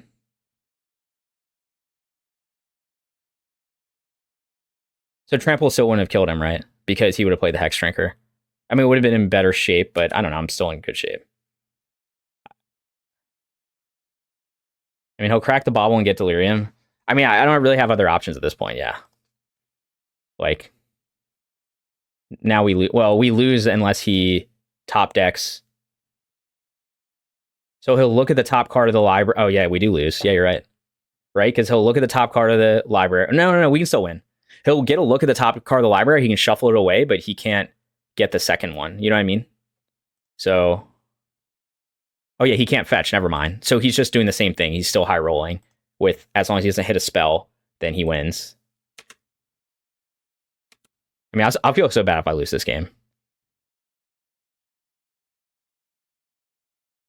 Okay, he gets Delirium. Yeah, he can't crack the fetch, so he can't shuffle. So he's just going to look and let's see if he concedes.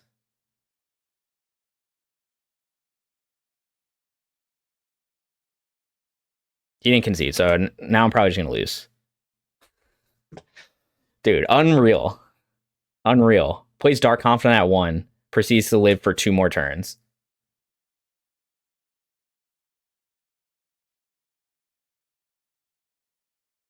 Oh my god, I'm so pissed. Yeah, well, we had what we had.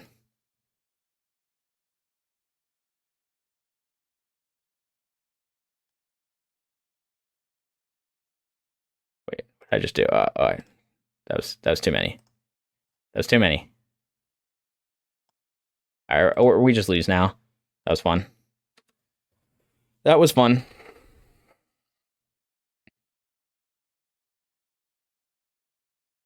Oh, so he'll draw the card. So he actually doesn't know if he loses, right? What? Oh, he has to draw that card. Okay, he could still lose. Wow, this is exciting. This is riveting. Okay, we got there. Let's go. Let me get this. Oh, come on, it went away. I wanted to... Oh, he's on Bitter Blossom, too. Man, this dude's on all the old tech. He's in the 2-1 bracket, though, which is kind of impressive. Playing this. Okay, so I guess I just like pretend this is Jund, basically. Like, do I care about his graveyard? I probably want Chained, right? That seems good against Death Shadow. Hidetsugu could be good. I don't even think I think this matchup is so uncommon I don't even have it on my sideboard guide anymore. I have Jund. Just like kind of this. But like, do I care about Misstep? Do I care about enough to do Rest in Peace? Or do I do Hidetsugu? I don't know what I actually care about. I guess I do care about Hidetsugu because of Hexdrinker. I do probably want Misstep. Yeah, okay. No, I'm just gonna do a Misstep and then Hidetsugu. Because of all the 1-drops he has. And then I don't know if I care about that stuff. And then Trim on. I feel like Tribal Flames is less good against a Death Shadow deck. Maybe I'm wrong. Could trim on Hexdrinker, could trim on Bolt because we're bringing Chained. Could trim on a Hexdrinker because he also has Hexdrinker. Well, I want to trim on some 1-drops, gonna bring in Hidetsugu, that's for sure. So I'll do something like this. He does have Ren and 6. Do I think he's gonna bring in Blood Moon? It seems unlikely given his mana base. It would just be a little safe though. Oh, he does play Bolt, so I could cut a Brawler. Sure. Do I want Monkey? The question is kind of like, is he going to bring in Blood Moon or not? Maybe I just take out Hexdrinker entirely. Although this matchup definitely gets grindy, so maybe I just take out a Stub. Misstep better than Stub? Question mark. Maybe I take out a Bolt. I'm going to go down on 1 Bolt just because I do bring in the Chained on the draw. Hidetsugu and Misstep seem fine on the draw. I think Chain and Hidetsugu is a Nambo. That's what the haters think. I forgot, like, I'm not actually playing in the league game. I should actually see where we're at with time. I mean, I'm playing in the pre... Okay, yeah. So that's why I was confused. I think Chain and Hidetsugu is a Nambo. You would be correct. But you just kind of don't worry about it. You just don't have them together, and then you're good. Get this in a hand. I only have a 1-lander, though. I'm going to mulligan this. So, yeah. Sorry, I was saying that... include me in a hater, yeah. That is it. It is the move. Okay, this is much better. Put back a land. Probably gonna lead with Monkey, although maybe not into Ren 6. Put back Breeding Pool. So yeah, I forgot I'm not actually in the prelim right now. So I am in the prelim, but this is a league game. So that's what I was saying about that's I was like, that's how this guy's not in the 2-1 bracket in a prelim with this deck. This guy's just jamming a league. And he's probably like 0-0 or 0-1 or something.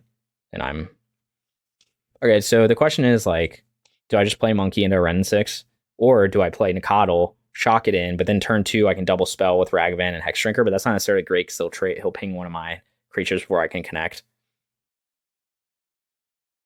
I'm gonna do the thing. I'm gonna do the thing with the stuff. I'm gonna just play around Ren 6, ping. Okay, so Temple Garden. Coddle. It's funny that, like, you know, I bring in Hidetsugu and then I like cut on 1-drops and I get a handful of 1-drops. Yeah, and I Coddle on a double spell is what I'll do. He'll have to choose between, if he plays Ren 6, he'll have to choose between pinging the Monkey or the Hexdrinker. He'll probably ping the Monkey, but at least one of them will live. Yeah, you think, am I gonna get Blood Mooned? Am I gonna get Blood Mooned? Is that what he's about to do?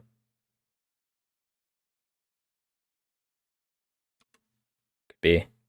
Could be. Bolt's good. This time, I guess he's just gonna be like, oh, I'll get my Death Shadow down because I'll allow him to take this. This is like one of those dicey matchups where, like, he's probably gonna just go really low on life, and then I'll just burn him out with 8 damage from Tribal Flames and Bolt because he's a Death Shadow deck. So he's like, yeah, I want to shock a lot.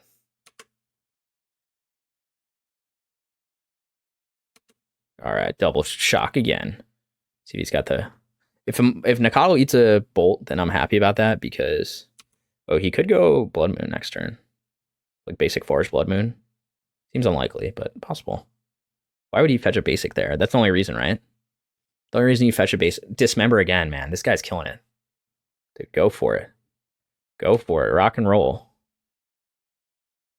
Yeah. So the issue now is, though, if you look at how my lands... Oh, no, I can still double spell. Never mind. I was like... Yeah, if he Blood Moons me, I have Ragavan, so I don't care.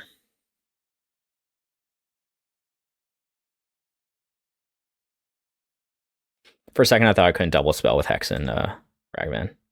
That's very sad. If he Blood Moons, yeah, obviously Ragavan's very strong against Blood Moon. So, all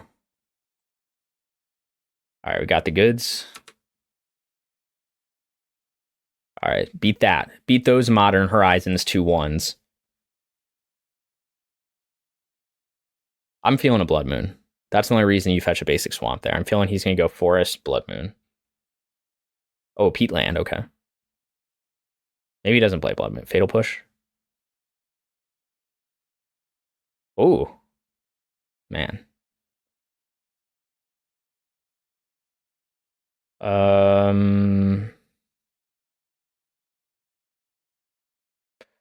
I discard Bolt or Scion? I'm gonna keep Tribal Flames because I could kill the Bob. Scion's only good if I draw another land. If I don't draw another land, then Scion's bad. I'm gonna do Scion. I have 8 damage in hand of burn. I'm gonna keep that. I can always pump Hexdrinker. If I get another land. I do get another land. Okay, do I care about this Obnixilis? I guess he'll start creating devil creatures. Could care about. So right now I could swing in for 4 plus 8. But then he can start gaining life. Oh, I have an extra land with Ragavan. I discarded Scion. You can argue that wasn't the right play, and you might be right. But I wanted to keep this burn in hand. 8 damage to burn's a lot. I didn't know this. I would draw this land. I don't know if I care about this Ob, honestly. Like, he'll create a devil token, but I don't really care. I don't care if I have to discard a card. I'm just going to I'm going to do 8 to him right now. Do another 4. Next turn, the X1 will block you, but I have 2 creatures, and I can pump him to 4/4. I guess it's risky if I take him really low and he just like double spells Death Shadow or something, and then I can't get through anymore. Ragavan's dead moving forward, yeah. Yeah, I'm going to just attack all to face. That's what I'm going to do. You could also actually make the argument to pump Hexdrinker right now to 4/4, and then swing in for 6, go to 10, and then I have 8 damage here. He's probably going to shock again. Attack with both and bolt the Walker. No, I'm going to do that. I'm going to pump Hexdrinker right now. Oh, I can't, though. Damn it. I can't pump and get 5 types, though. Okay, I'll pump Hex and kill Ob. I like that plan. And then he's going to have a hard time dealing with Hexdrinker anyway, moving forward. So we are going to second red source. We can't get 5 types right now. It's okay.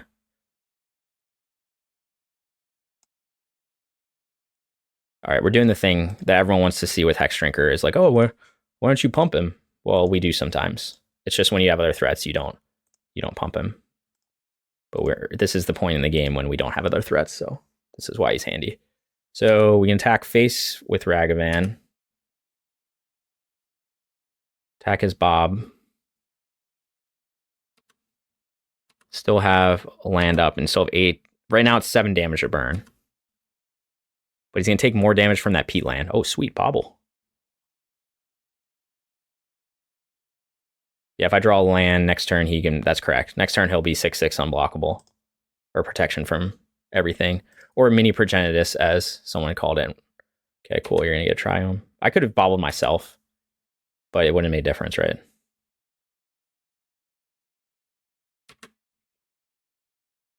Okay, so we draw not the land we wanted. But we got another draw step, so that's okay. I don't think he has a way out of this. How is he going to kill this Hexdrinker right now? Thoughts he's away one, probably Tribal Flames. Does he have any enchantment-based removal? Does he have any sorcery-based removal? Engineer Explosives on 1? Yeah, you could do that. That would be sad. I would be sad. But there's no way you pay E on 1 in your Death Shadow deck, right?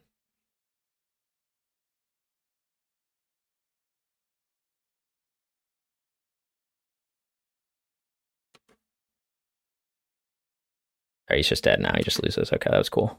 Cool game. Yeah, I guess on 2, he could have brought it in.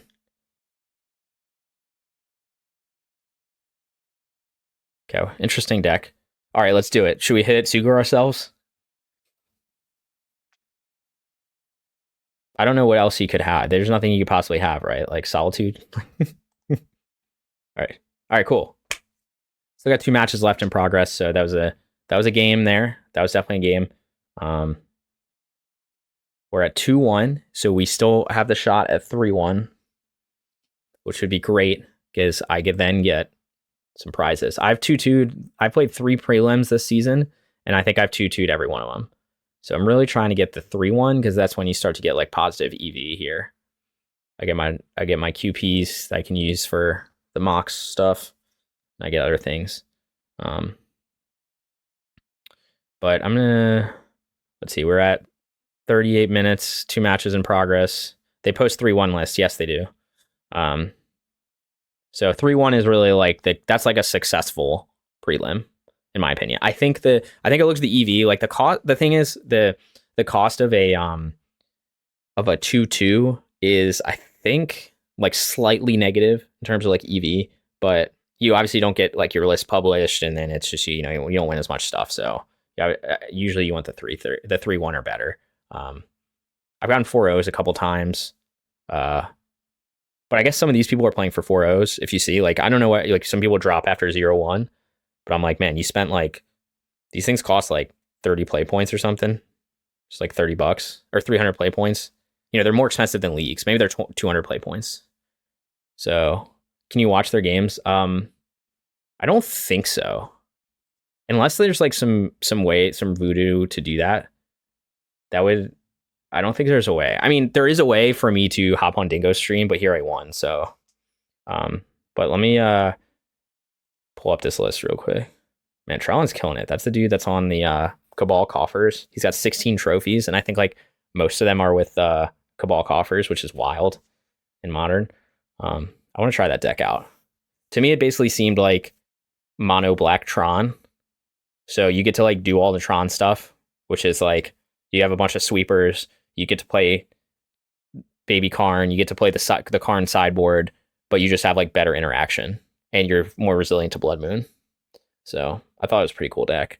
So yeah, this is what I'm on right now. So like, there's an argument you could be like, all right, you're on 22 lands, right? Like, what if we put a plains over here instead of, I don't know, Migloz or something? I don't know, whatever. And then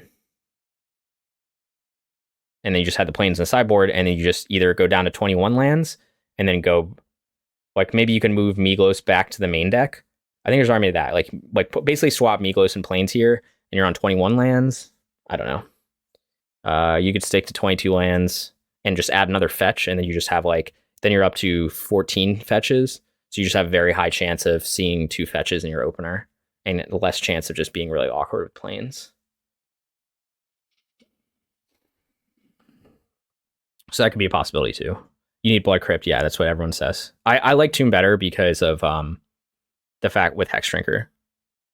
Like, because right now I have 7 green 1-drops and only 4 red. Well, I have Bolt too, but you're more likely to want to cast Hexdrinker in the early game a lot of times. So that's why I like having Tomb to have the double green over double red on turn 3 if you have the chance. But yeah, I could play both. I see what you're saying. Adding another shock, maybe. I don't know. I'd probably add another fetch first if I was going to do that. But maybe that's like overkill in fetches. And maybe you just go down to 21 lands and you just say whatever. Like, because your mana requirements are in theory a little better, because like now you're not going to mulligan hands that have 2 lands, but one of them's like an awkward basic. So you could just say, so like maybe just taking out the plains. Now, taking out the second Triome is also a thing that I tried before. But maybe that's getting into like overkill territory. I think I'd test basically swapping plains and Migloz. I think I could test doing that. And then Migloz helps you with your plan A. Which one did you cut? What the land you're saying? Oh, which Triome to cut? I think so here's what happened when I cut Triomes.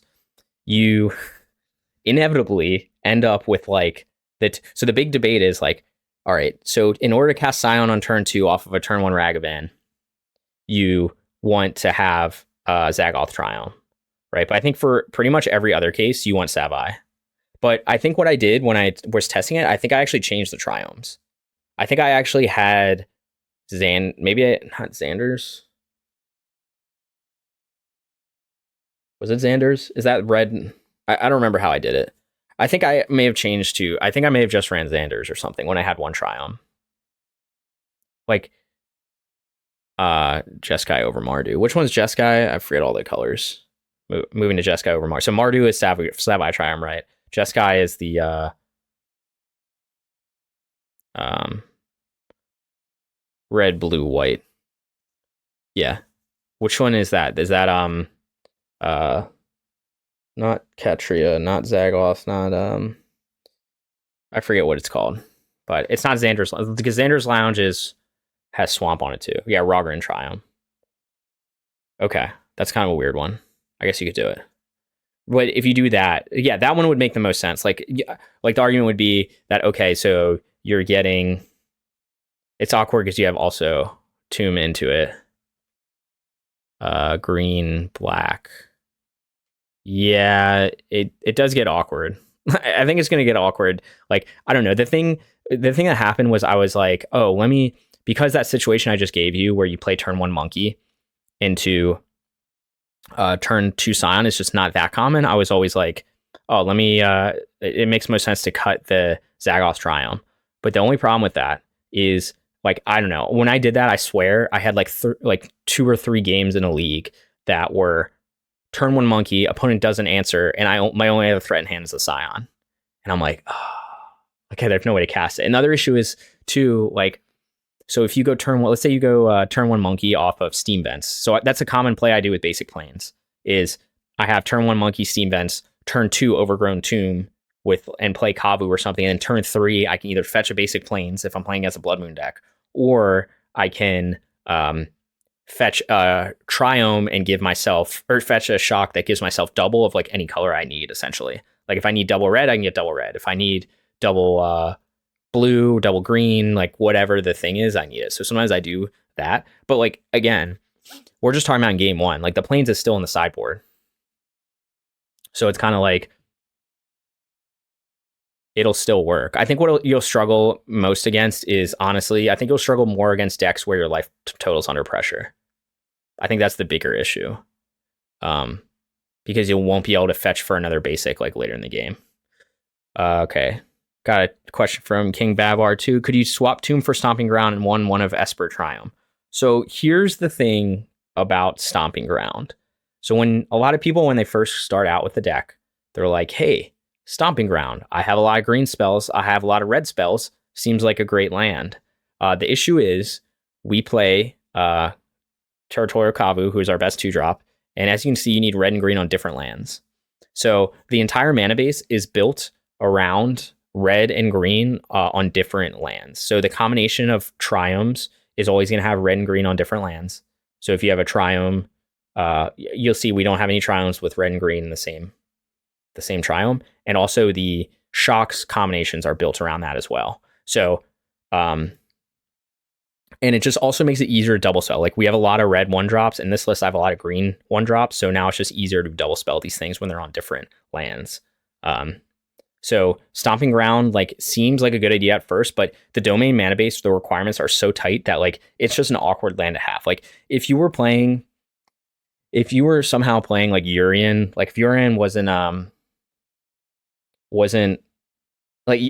only way you play Stomping Ground is if you're playing over 60 cards, in my opinion, because like it's one of those things where you're like, Stomping Ground, any shock you put in this deck, you have to consider like it's going to show up in your hand, and then that's when it's awkward. It's going to show up in your opener, and then you're like, man, this is really clunky. If Urian wasn't banned and you were playing an 80-card deck, you could play Stomping Grounds because the number of times it would show up in your hand would be so low, but you'd always be able to fetch for it. Like that's the thing about it. It's very good to fetch to. Like I agree. There's plenty of times where I'm like, oh man, I wish I could get red, green right now, or need another red source, another green source, whatever. But more commonly, it's going to be like in your opening hand, you have 2 lands, and one of them's like a Stomping Ground, and you're like, well, this doesn't help me cast like anything because I want green and red on separate mana so I can play a turn 2 Kavu, or like turn 2 Brawler, things like that. So that's the idea with Yeah, that's the idea. It makes it easier for double spell when all our triomes are built around red and green being on different lands for at least the first 2 lands. And then after that, you have more flexibility, and that's why we have other shocks in here to like get you there. But that's why the mana base is built like it is. The mana base, though, is built based on kind of like this sort of general shell of spells with a few flex slots. So if you're playing like a dramatically different list, like if you're not playing Scion, then there's less of a requirement to have a Triome. But usually we play 2 Triomes just because playing Scion on turn 2 is a common enough play that you want a second Triome. If you have more 1-drops, there's an argument to play only 1 Triome, because you're going to say, hey, it's very uncommon. Like if you have more just 1-drop threats, which this list does have, so it could be an argument to play 1 Triome because it's more common that you're going to play a 1-drop into a 2-drop, then you're going to just end up with Scion as your only threat in hand. All right, looks like we're in the prelim round 4. Okay, his hand is a keep, I think. We're on the draw. It's just not where I want to be. I don't have a 2-drop, but I think I have to keep this. I got 2 Nacatls. I got some interaction.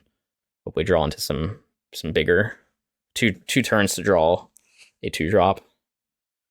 We're going to keep this. It's good enough. I'm trying to think of what I would stub on turn 2. Not a whole lot of things. Usually I don't care about red and 6. I would say if I'm playing against like Omnath or something, see what my opponent's on. Just go creativity. Let's do it. Oh, very mysterious.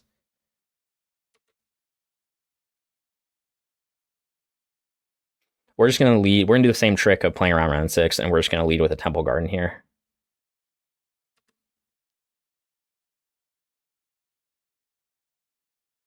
I could hold up stub for to try stub a Ren 6, but I don't care. I'm just going to throw it on board and get some pressure. Obviously, we don't know the matchup yet, but Wooded Foothills could be a few different things. And we're setting up to be able to stub a turn 2 spell. So right now how I did that is we can potentially, we can get a Steam Vents on turn 2. So we can play our second Nacatl turn 2 and then stub a 3-drop, which is generally much better than stubbing a 2-drop like Ren 6 that I don't care about. This could be Rhinos. Oh, baby. Oh, baby. Yeah, make sure I fetch the Steam Vents before damage. So this is it. Looks like we're on the 3rd creativity matchup. So is Domain Zoo tier 1 with creativity at the top of the meta? Maybe. I'm feeling a Ren 6 here. Okay, so he goes Ren 6. So the question is like gonna be,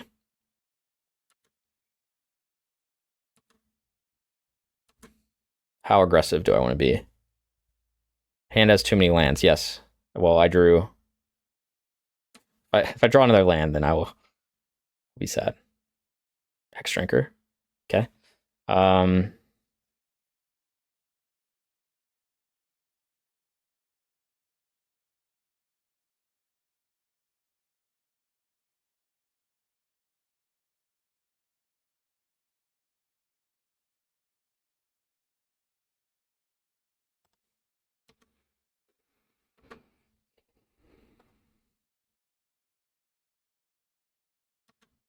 So the question that's going to be here always is, I thought about getting another Hexdrinker on board, right? If he goes Fable turn 3, do I stub it? That's like the real question, right? If he goes Fable turn 3, I think I stub it, right? Because I can swing in for 6. So if he shocks again, I can swing in for 6 plus 5 from Tribal Flames. I'm in a pretty good spot. I'll be far enough ahead that he might not even be able to shock on turn 4 to play it, to fetch a Dwarven Mine. So if he doesn't play it, then if he just plays removal, then I think I just let it go. Well, I kind of, we'll see what he does. I'm feeling a Fable come down, or a Teferi. I'll probably stub either. Oh, baby. It's going to be a 12. Oh, if he shocks here, bro. Oh, damn, he didn't.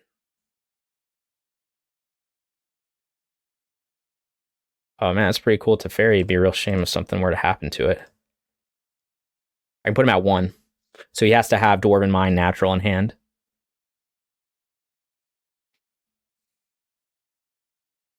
It's possible. It's possible he has Dwarven Mine natural in hand. But the other thing is, I can play enough threats that, let's see, he could ping one with Hexdrinker. He's got to have a lot of things go right here. If I just draw a bolt, then I win. Or there's a lot of things, though.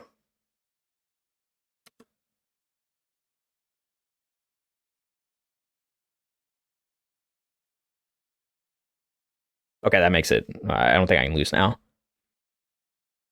So I go... play the land, swing in for 6, fetch Overgrown Tomb, Travel Flames him down to 1, and then I hold up Binding even if he has a natural. Yeah. Tomb into Flames, keep up Garden.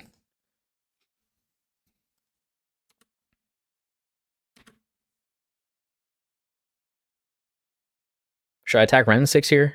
I'm just kidding, that's a joke. The rule in this matchup, and in most matchups, is to ignore Ren 6. Alright, so he's going to go to 1.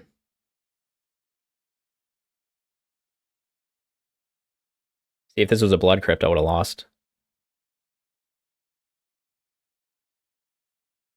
I mean, I wouldn't have lost, but he still would need, even without that Binding draw, he would need like a lot of stuff to go right to win this. You would have to have natural Dwarven Mine into natural creativity, which is possible. I mean, he kept a lot of lands. I just don't understand. Here's what I don't understand. I guess you don't blind matchup, you don't know. So next game, I assume he's not going to keep a hand with no interaction for 2 turns. Like Ren 6 is so bad against us.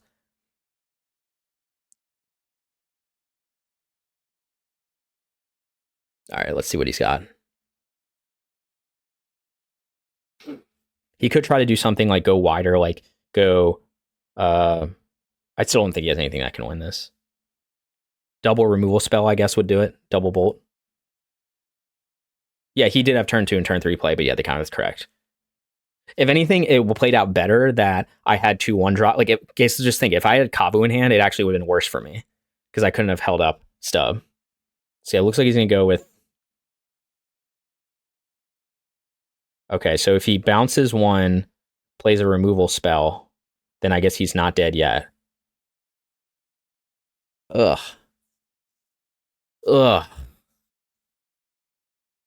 Okay, I think I'll let this resolve, right? There's no reason to bind a Ren 6. I don't care. He can't even crack a fetch at this point. So he's got to play a mountain, a basic, or a Dwarven Mine into a bolt. He just plays Dwarven Mine. Oh, you conceded. That was cool. All right. All right, so we got there against creativity. We were even on the draw too. Doesn't happen. It does happen sometimes, but we just had a hand that lined up against his perfectly. Like I said, if I played Kavu or Brawler turn 2, then he would have bounced with Teferi and it would have been a totally different game. But the fact I was able to play a 1-drop and hold up Stub just blew him out. Okay, so I guess this is a game where I won't bring in Misstep because it's just not that relevant, but I will bring in the Flusters.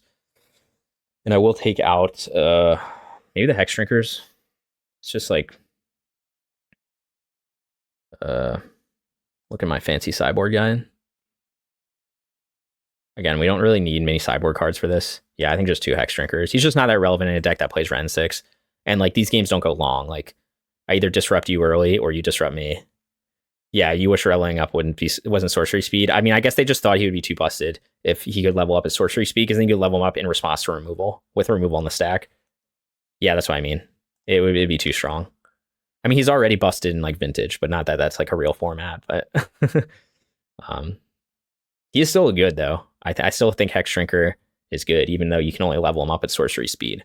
He exists like exactly like we saw in that Jund matchup. Like you start drawing lands, you don't top deck well. You're like, oh, okay, doesn't matter. I'm just going to turn this 1 mana creature is now going to be. I'm going to spend 3 mana to turn it into a 4/4. That's very hard for most decks to kill. So it's just like a nice option to have. He's not your like best threat turn 1. Like I'd rather play a Monkey or a Nacatl most of the time, but he's just there when you need another threat. So you just have more times where you can play a turn 1 threat into a turn 2 threat, or more times where you can double spell on turn 3, playing like 2-drop 1 and Hexdrinker, you know, so it's just allows you to put more pressure on the board. And this card, like against good players, this card does scare the shit out of them. Like I played against Canister and he like bolted this over like killing a Brawler and like some other bigger creatures, because like it just gets out of hand right away. Like you have basically 1 turn to deal with it, and then if you get a lot of decks just can't deal with protection from instants, and they just like Progenitus. I think we keep the same. I mean, this hand's a 4-lander too, but like I think this is the kind of hand I would want against them. Like turn 1 threat, turn 2 threat, bolt for interaction. So I don't think I want to mulligan this. It's still an aggressive hand. I have 2 turns to draw more action. So even though we are getting like all the lands, that's fine. I'm gonna keep this. And this even allows me to go green-white on turn 1 so Nacatl can't get pinged by Ren 6.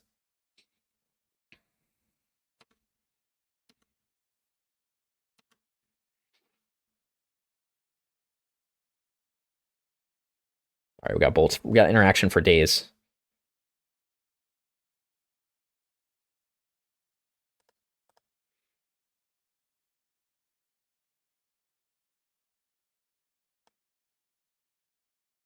So now this hand's not as good if he goes like if he has turn 3 Teferi, then he will be able to get me here.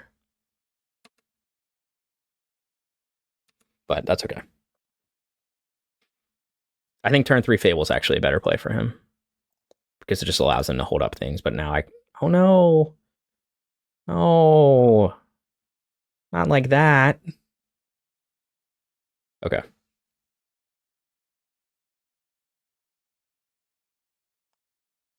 So now he might just have Teferi turn 3, and then it's going to be a little harder to win, although I can use 1 bolt on Teferi and potentially stop a turn 4 combo. So it's not the end of the world.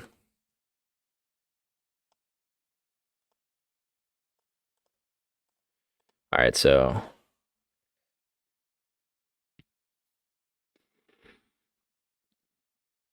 it's nice playing online. Sometimes I get like very favorable matchups, and then like whenever I play in paper, I just end up playing against like Death and Taxes with Domain Zoo, and you're just like, what is this? Like Flicker, like Ephemerate, Death and Taxes. It's like got to be one of the worst matchups for Zoo. Land destruction in combination with like Flicker Elementals is just so hard for our deck to deal with. All right, let's see if he's got the Teferi. That's what I'm expecting here. It's either going to be either Fable or Teferi.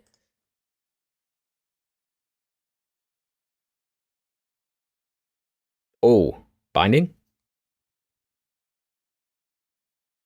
Okay. Fortunately, we don't. I need a 1-drop. All right, so man, 22 lands too many. No, I don't know. It's like hard to say with small sample size.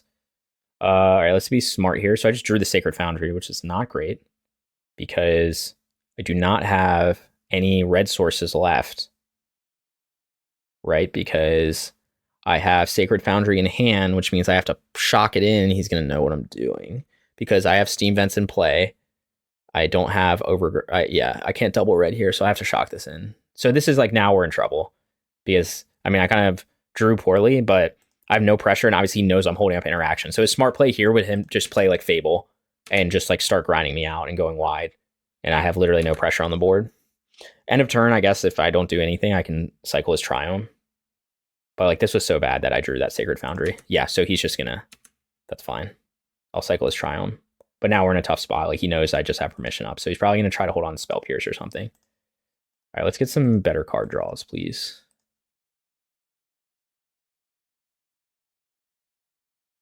Okay, it's not the worst. Interaction, hashtag 4 days. We're going really low on life total, so the go wide thing could be an issue.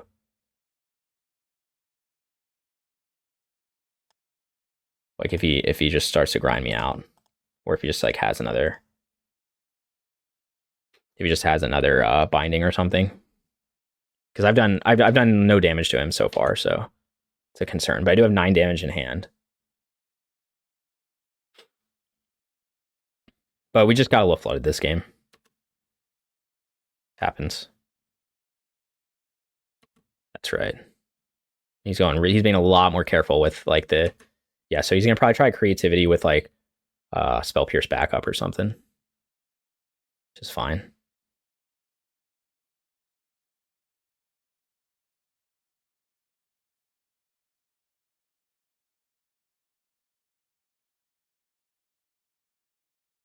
Oh no, whatever will I do?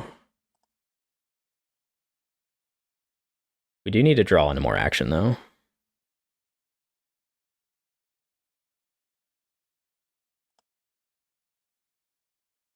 Hopefully he just has nothing left in hand. He's got 2 cards.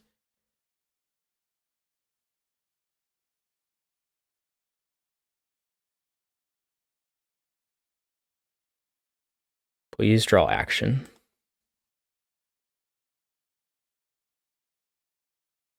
Oh, that's actually very good. Although he might be able to pay the tax, but that's fine. So I'll grab Jegantha, hold up Bolt, and Fluster.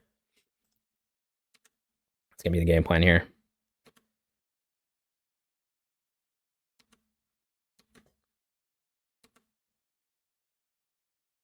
Just get a basic forest here.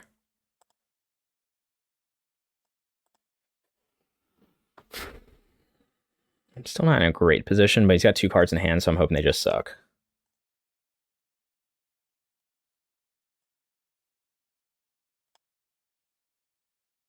So I could potentially Bolt and then Fluster if I have to, if he pays the tax. Bolt face and then Fluster. Oh, he might just have nothing. That would be money. Hardcast Archon would be a problem. He's still a couple turns away from it, though. Can we stop drawing lands, please? Oh man, what happened this game? I drew a bunch of lands, and he cast Creativity for 1 with Spell Pierce backup, and I double bolted. So, not much. Now we're in the precarious spot, though. You can't Creativity for 2, so we're going to just play Jegantha and then hold up Fluster / Bolt. And I think he drew poorly. Well, I mean, he used up all the cards in hand, and now he's just trying to top deck, I believe. So we're going to go really low on life total. Like, what if I just died a double Bolt here? I do have a blue source left. I don't have any red sources left, though. Bolt is probably more important than... I guess I can Fluster if he bolts me. Ugh. I'm taking so much damage. I'm about to go to 5. Like, if he just has 2 bolts in hand... No, there's no way he has 2 bolts. If he had 2 bolts in hand, he would have double bolted Scion already. I mean, we're playing this really aggressively. Like, because I could play Jegantha here, but the issue is I have to shock to do it because I want to hold up Fluster and Bolt. I think it's probably safer to just not play it yet.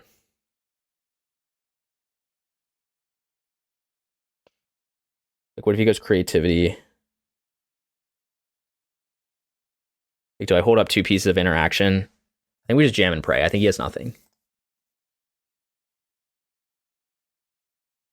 We're going to jam and pray. We're going to put ourselves at 5. He's literally done no damage to us. This was all ourselves. You're saying I can't jag here? You don't think? So it gives you... I should just hold up Bolt and Fluster, you're saying? Like 2 pieces of interaction. I was just going to shock to play Jegantha and then hold up 1 piece of interaction. All right. I'll listen to you and won't jag here, but I think he has nothing in hand. This was probably a big mistake to listen to you. All right, he's got nothing. I win in 2 turns, correct. The Fluster doesn't do that much, though, but the double interaction does, so I guess you're right. The only way I lose, essentially, is that he resolves Creativity at this point. But now I can hold up everything, so... Because I have 1 more land. See if he drew, like, a removal spell, another Binding or something. He did not.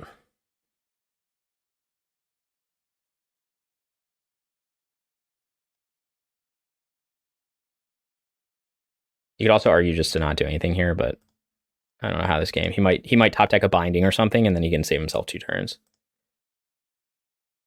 Like, there's no way he has ice. Like obviously he could be trying to be like, oh, I'm gonna like ice this land and then go off. That's my only chance to win. But I think you just ice the Scion at that point if you have ice. Like, he's just in top deck mode trying to find anything. Like, he might have a Dwarven Mine in hand, and then but he would have played it. That's the other thing. He maybe doesn't have another fetch land. All right, you conceded, so we got there.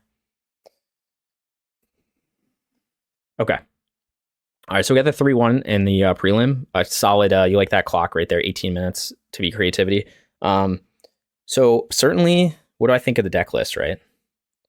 Certainly, something that played our advantage was we played Creativity 3 out of 4 rounds. Our only loss was we did lose to Creativity, but yeah, see you later. Thanks for stopping by. Yeah, I'll try to put in the Discord and stuff and on Twitter and stuff when I stream again. I probably do like once or twice a week. But But yeah, thanks for stopping by, and I appreciate the help and the discussion. And yeah, so I'll just go back over the deck, what I think overall. So far I like it. 22 lands. We did flood a little bit today, but I don't know that it was that big of an issue. Like, if you flood, you have the Triomes, you can cycle. We've got Jegantha, we got Hexdrinker. Like, we have answers to flooding. We have less answers for Mana Screw. In terms of like cutting the plains, again, it could be an option. It could be something I explore doing with like swapping a plains for Migloz, or maybe just swapping a plains for another fetch, and then take Migloz out of the board maybe, and I just put a plains in the sideboard, and then I just maximize the number of fetches. But I don't know. I think my only fear with that is against matchups where life total is under pressure. That's the bigger fear than like Blood Moon matchups, to be honest. Like, you're playing against Prowess, against like Hammer, just matchups where a lot of times they can get Hammer's not a good example. It's a kind of different combo, but like, we take so many damage from lands. I mean, you saw it against that creativity game. Like, I was literally at 7 life from only fetching and shocking. So my opponent did no damage to me, and I was at 7 life. So against a combo deck, you can get away with that. Like, they're not pressuring your life total, but like, there's a world where I could have died there if he had gone wide with like Fable tokens and Dwarf tokens and start swinging away. Like, he could have done that. But overall, I think it feels good. I maybe at some point I will try moving the basic planes to the sideboard.